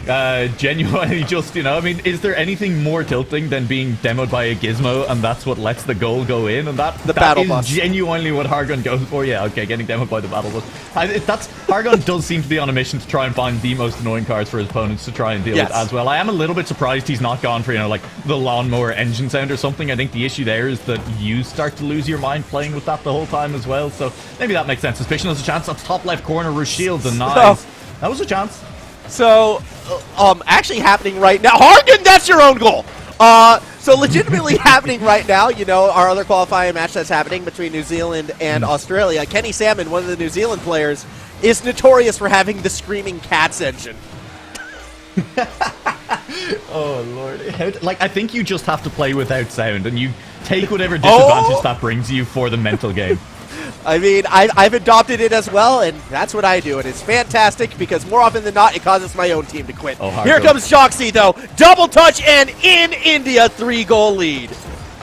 Oh, I'm going to need a moment. The pre-jump was so early. Joxy's in the air, at the same time that Rushiel leaves the ground there. And is waiting for the pass, and Rushiel just steers that ball expertly into his teammates' waiting arms, and Joxy, it is sublime ball control to get it in there. India, firm control of game 1 now. They have absolutely showed off what they can do. All of a sudden, they're feeling very, very comfortable in this. Yeah, they're just in a very comfortable place. This is still only game number 1, and you can see taking advantage of that aerial game, taking advantage of the space being given to him. Even Hargun wants to try to get a goal in for themselves. Won't be finding it off of that touches. Okay. And still gets to the ball. And blocks his teammate. And makes the save. Hargun, ladies and gentlemen. Oh, fantastic stuff. That was nearly pitched into their own net as well. It's getting... I'm not going to call it sloppy. I'm going to say overly comfortable for the Indian team at times right now. They're... playing with their food a little bit out on that pitch, and they're having a good time doing it. They are right where they want to be in this series. Game 2, as long as they can open up the lead, that really is, I think, the risk when you start playing like this, because, sure, Sri Lanka, they're not looking that competitive, but you kind of have to remember that that is partly because here at the end of this game, 3 goals down, they're probably not playing their hardest either. If they come out playing hard at the start of game 2, if India can't readapt to actually having an opponent really gunning for them, that's where you start to see surprise comebacks start to happen. And I want to push back about them not necessarily trying their hardest as well, because this is, this is international competition. This is them on the stream game, on a stage. This is going to be their last games within the confines of the Commonwealth Games in and of itself. So you bet they're going to try to find that win. You bet they're going to try to find that upset. And they are going to get that goal with 1 second left on the clock. Absolutely, and I think, Sri Lanka absolutely will be hungry for this win, but I mean specifically in the context of this game 1. Oh, yeah. With 3 goals on, 60 seconds left on the clock, I think we've seen better from Sri Lanka than they were necessarily. We've seen more hunger from them than we were seeing, even in this game, than we've seen in the last minute or so. I want to see that again in game 2, and I think we might just see it from them. India, they just need to be aware of it, right? You still need to reopen that 3-goal buffer before you can start playing this relaxed. I think Hargun was changing his car before that match ended. Oh, he is. He immediately left the match. Yeah, he immediately left as it ended. Didn't even move on that kickoff. Just getting ready for game number 2 right now. I mean, look, we saw it in spades. He's comfortable. Scarab?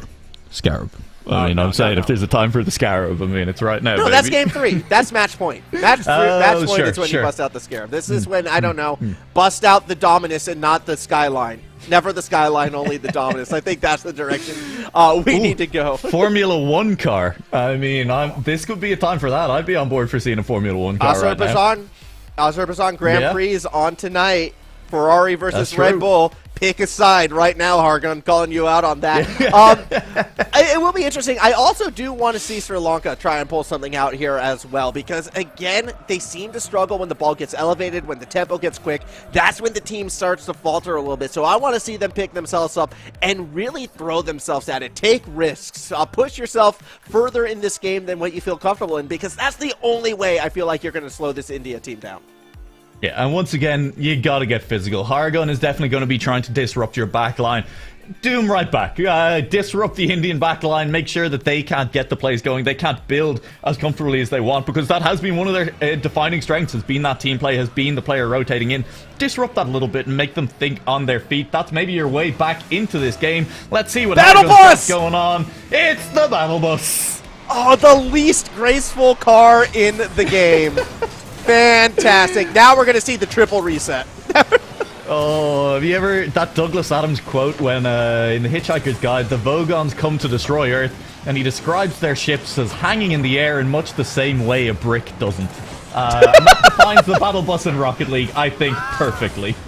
Yeah, that takes it. That takes the cake. Fantastic stuff. And we'll see what the Battle Bus will do at the moment. Just been kind of on that back line. First attempt was a bit of a miss. That said, Joxy is going to be the one moving forward. That came off the post and not in. Sri Lanka lucky to survive. That is heroic crossbar right there for the Sri Lankan side. It bounced on the goal line for a while as well, and the clear has come through. Rushil is taking on the world, and he is winning. What a fake! Oh, he's done the defense dirty. Rushil opening up the scoring in style.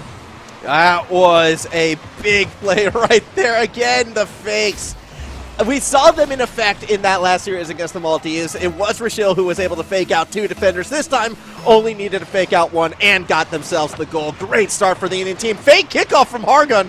I'm not even sure his own team was ready for that. No, I don't think they were at all. Hargun is an equal opportunity confuser. He's sowing discord in both ranks of both teams at the moment. He'll just go for the backwards touch and deny Rushil any follow-up to move that play any further forward as well. Hargun, he's out here to just make the game confusing. And honestly, India are thriving in the chaos. Oh, it's the vagabond en route right now. It's Hargun. Oh, swings and misses. Could be an opening. Sri Lanka doesn't even get that ball to the backboard before Joxy is able to fall back forward. Pinch is going to go in! Suspicion credit for the goal. Yeah, that's an interesting one. I said India were thriving in the chaos, but okay, there's such a thing as too much chaos a little bit there.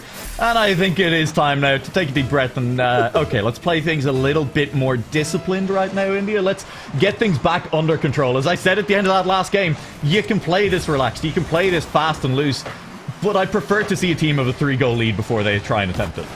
Well, let's see what they go for right now, because that one just popped up the wrong direction. Sri Lanka with the chin. Oh. The double touch in! Mantis gets credit for the goal. Diddley gets the first touch, denies Mantis here, and oh, what a save that is, and oh, never mind! That is stylish. That's what we came here to see. Some Rocket League. This is not your grandparents' Rocket League. This is the modern game.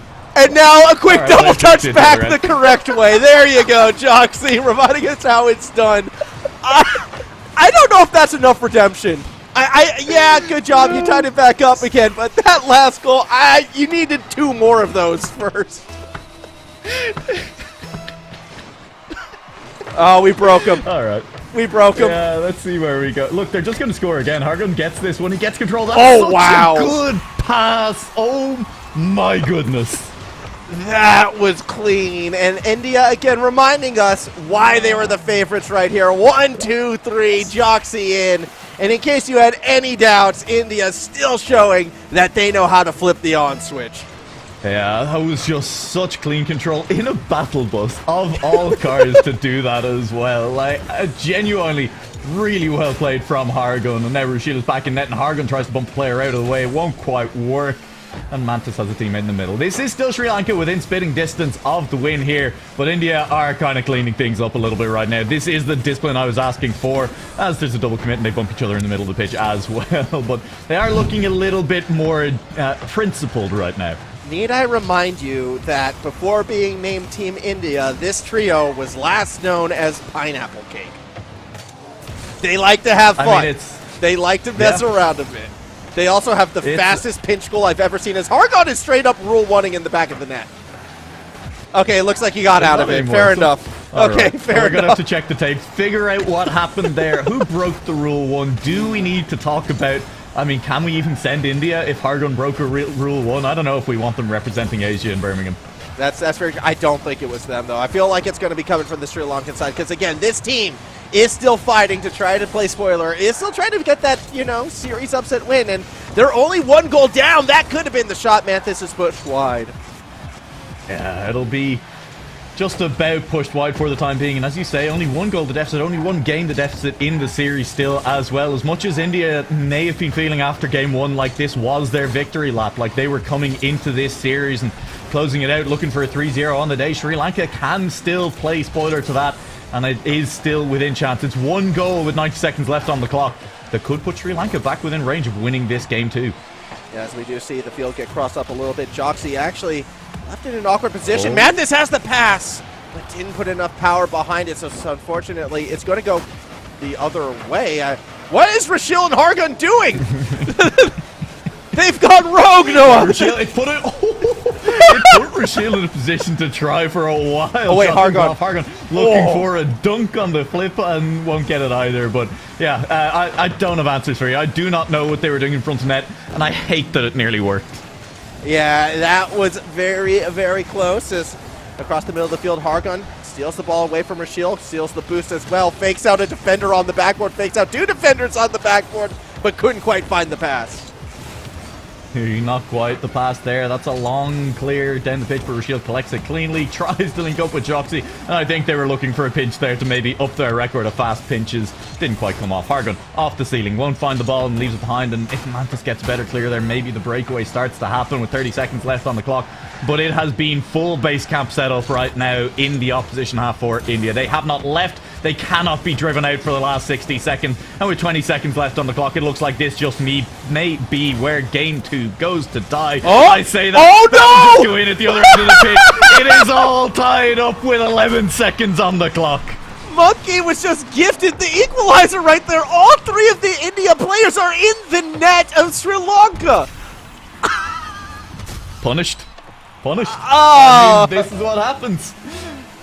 I'm bouncing in my chair right now, Formal. There are 11 seconds on this clock. There's another fake kickoff. Will this one work? It's oh my gosh! Hargun. It looks like it's working off the ceiling, and Joxy hasn't pushed far. They double commit to the corner. That's enough. I'm watching this one. They're back in the corner. That's a big pinch out. It's not far enough. Joxy underneath won't reach it. It's overtime here in game 2. That means it's anyone's game.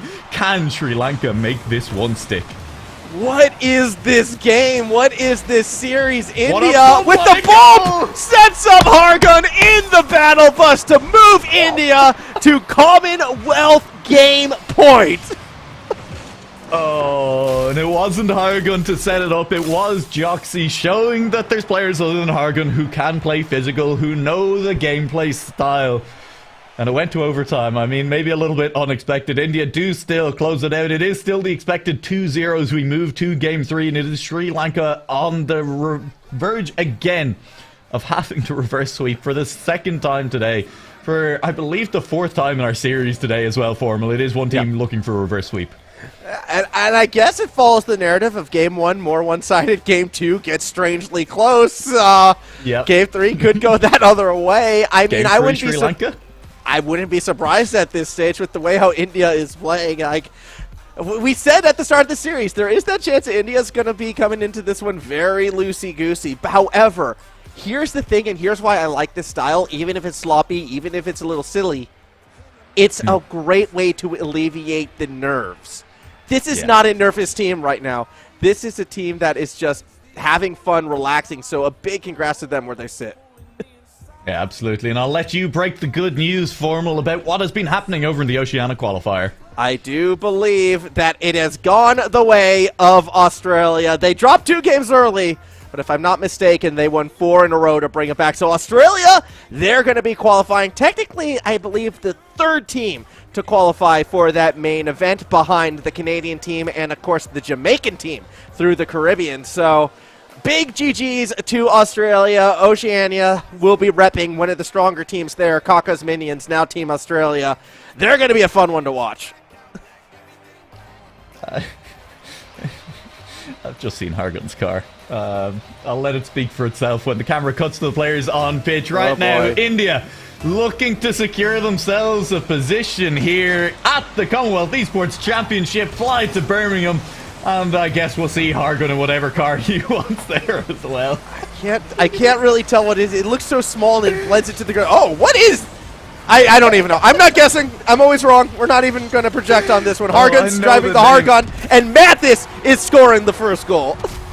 Yeah, Mantis will get the first goal. So Sri Lanka, we said, the script today has been that game 1 is a bit of a blowout, game 2 is close, game 3 goes to the team that lost the first 2 games, and Sri Lanka, well, they're off to the correct start for that to continue to hold true as Mantis gets an early goal, 18 seconds off the clock. And we'll see how Sri Lanka manage to carry this. Can they keep the momentum going? Yeah, we'll see if they're going to be able to find it as we look for that backboard setup. Joxy is there. Tie ball game. Immediate response from India. Yeah, that did not take long. It was 18 seconds for the Sri Lankan goal. It's only 17 seconds for the Indian goal as Caster tries to do maths on desk. Never a good idea. But yeah, it is absolutely straight tied back up in India. They'll be feeling good, and that has taken the wind out of the sails a little bit. I say that. There's another goal on this one. Quick, more mats. 18 more seconds. That's impressive. 18 seconds both times for the Sri Lankan goals. Is that right? No, yeah, it's not. It's 8 seconds this time. I'm sorry. I'm just enamored by Hargun's wheels. Yeah, I know. I hate it. He uses them in Europe as well. And I double fake as they go sailing past the ball. Big. Oh, and Joxy's just going to turn it into a goal. All right, game 3 is off to definitely a start. This is one of the games of Rocket League I have ever seen. And considering what's on the line again, India, this is to go to Birmingham. This is to qualify this team to play in that ICC arena on that LAN format, on the main stage against some of the best players across the globe. They're now tied. Rashil looking for the go-ahead shot, not quite going to find it. Not quite going to find it for the time being as I continue to look through lists of car names as well. I'm going to figure out what that car is, unless, of course, someone in Twitch chat does remember what it is. I say Twitch chat. I'm in YouTube chat. I don't know what it is. Rashil might just score a crazy little bit of touch here. Gets the second touch, but the crossbar is too close and won't quite find it. 1 minute gone off the clock. We already have 4 goals here in game 3. Hargun is going to keep this ball in the middle pitch. Has Rashil with full boost in the middle of the pitch, and if Hargun could have gotten there, maybe he would have gotten it. The pass out, though, has only gone as far. Joxy will deny Rashil, and Hargun tries to get back involved. 3 players in the air for India. Hasn't led to anything. That said, Joxy with another chance is just going to missile that shot through despite Rashil's best effort to steal it away. That's going to be a 3-2 go-ahead lead for India. Will be a go-ahead for the time being. 3-2, a big lead. 3 minutes, 33 seconds left on the clock. Oh my. India, this is definitely kind of their thing. I got fresh news. On the diagonal case. I got fresh news hot off the presses. The comms for India has completely broken down. They are singing karaoke at the moment as this match is happening. I gotta know exactly what the song is. I mean, like, you know, it's vital. Maybe it is a bit of Olivia Newton-John. Get physical, you know? I mean, it only fit based on how they won that last match. Joxy is looking no! Joxy. Again! Oh, he got greedy. Went for the second fake. It hasn't worked, and Rashil will deny Hargun a follow-up on that ball. Will deny his teammate the goal, and will stay within 1 as now it's the breakaway for Sri Lanka. Yeah, that's almost put in by Hargun. A little spooky right there. This is a chance for Sri Lanka to equalize, though. Ball slowly rolling towards the net. Hargun, I think, may have been looking for the goal. I'm not too sure where he was going with that speed. Now, though, we'll take it up the other way. Deep clear back to the Sri Lankan side. Deep clear. There's Mantis, fast in the middle of the pitch. Has been that standout player. And let's highlight that. For as much as Sri Lanka had a hard day, Mantis has been great. It's the Proteus. Of course it's the Proteus. I can't believe I haven't gotten it already. And I can't believe that I'm just watching Hargun hang out, stealing boosts from the opposition half and entirely trusting his teammate to get that ball. Hargun having a great time here in this match. It has left a little bit of space for Sri Lanka to maybe try and get something done. Joxy picks up an important boost in the back corner. Monkey's underneath that one, and it's kind of over Joxy's head, but not over enough that he won't get a touch to pass it forward to Rashil in the middle of the pitch. Mantis not able to do much with that ball. Hargun on the nose of his, of course, Proteus. will get that just a little bit towards his teammate. And the redirect forward, that's been, again, a strength of the Indian team. Those redirects forward over and over all day long have been clean for them. Yes, they absolutely have. And as well as their ability to always read the first Sri Lankan touch. I mean, we see every challenge go India's way. Every touch is a dunk, just pushing that ball towards that backboard. Unfortunately for Sri Lanka, they don't have the pace to be, unpredictable at this stage of the game. India just has this one down, it feels like. And now Hargan looking for a double, spikes it down, not quite in. A minute and a half, though, India with the 1-goal lead. The clock is ticking ever closer for them to be the Asian representatives. 80 seconds left. We have the update from chat.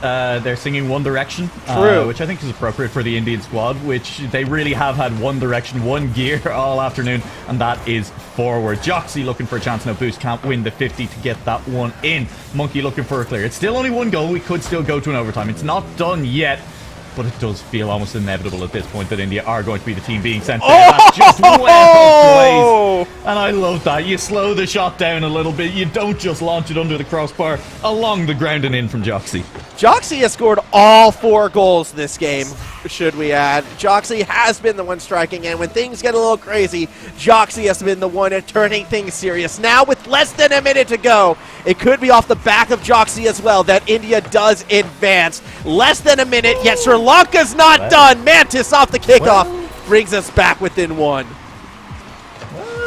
Yep, not over yet, technically. It's how I'm going to choose to do that. And Mantis, again, has been a little bit quiet, but I think it's been kept quiet by the Indian squad. It's been hard for any of the Sri Lankan players to really make a mark, but Mantis, I think, as close to doing it as anyone. All 3 goals for this Sri Lankan squad so far, and they are still within 1 as we head towards the final 45 seconds.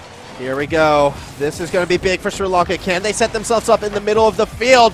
No, they cannot. That's a big win from Rashil, yet isn't able to get it down to Hargan. Another chance on the attack is actually given up to give space. Joxy goes for the interception. Only 1 commit from the Sri Lankan side. However, they're not able to break these India rotations. Maybe India might have just broken it right there. Weird touch from Hargan. Opens the door. Ball back on the blue side of the pitch. Yeah, ball's here, but who is there from Sri Lanka? The answer was Mantis, but Joxy just had the read and got the ball underneath him. And now it's awkward suspicion. Another difficult angle to try and get that clear. Gets it as far as Rushil, but no further. Hargan is on the line, still causing problems. One last chance in the straight 1v1. Suspicion can't get past the shadow defense. And here's Mantis. The ball will drop. It'll be confirmed. Team India are going to Birmingham.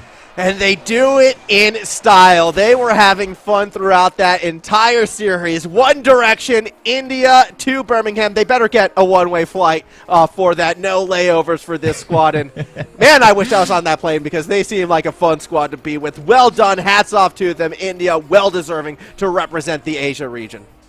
Yeah, absolutely. I think I may have to try and find a way to get tickets to the Commonwealth Esports Championship in Birmingham, just so I can try and get to karaoke with the India squad. That just sounds like a good time, right? I think we need to start planning that now. All teams, karaoke session organised by the Indians. Oh, absolutely. That sounds like a party. That sounds like so much fun. But with that one team success, so too must we acknowledge the other 3 teams and the other 3 countries that came out competing here today. Between Pakistan, between, the likes of the Maldives and, of course, Sri Lanka, they all put forth that valiant effort. These were teams with players not as accustomed to playing on an international stage, playing on stream, playing in a LAN. So they definitely had a good fight going for them as we take one last look at the schedule here today. Yeah, of course, the Rocket League is not over yet. It is for today and it is for this weekend, but next weekend we are coming back and we will have the qualifiers for the African region. Those will be kicking off next Saturday. Those times are all in GMT +8, so knock 8 hours off to get to GMT or figure it out yourself. Google's a great tool for this, as I have found out trying to do it myself. We will be back then with the qualifiers for the European region, and that looks set to be an exciting one as well. Team Wales looking particularly strong. Team Scotland as well. Interesting team. Northern Ireland and a couple of the other squads from there. It's going to be exciting for them. I'm looking forward to a lot of good Rocket League next week. Yeah, no, it's going to be super exciting, and I'm going to be keen to get into it as well to find out who is going to be joining our teams that have qualified. We know Canada, we know Jamaica, we know Australia, and now we know India as well. So that is 4 squads in. Only a couple more left to find out. Next weekend, it's going to be exciting across the board, I do feel like. So One last time, I do want to quickly shout out and thank, a lot of the admin server team and those behind the scenes coming in today. Dover, of course, running production as our observer. The admin team consisting, I believe, Dixie, Easy Kill, Timmy, as well as Bassink, who we did get to see on stream for the first time ever. That was a lot of fun. Yeah, absolutely. It has been a lot of hard work behind these scenes to make these qualifiers happen. And of course, if you want to get involved online as well, the hashtag is WorldConnected or hashtag CEC 2022. It's a global initiative. It is brought to you by the Global Esports Federation and the Commonwealth Games Federation as we look forward to the first ever Commonwealth Esports Championship. It's once again a massive congratulations to India. They will be the Asian representatives at the Commonwealth Esports Championships 2022. That is it for us here today. Thank you very much. I've been Nualaik. I've been joined by Formal, and we'll see you back here next weekend for the African Qualifier.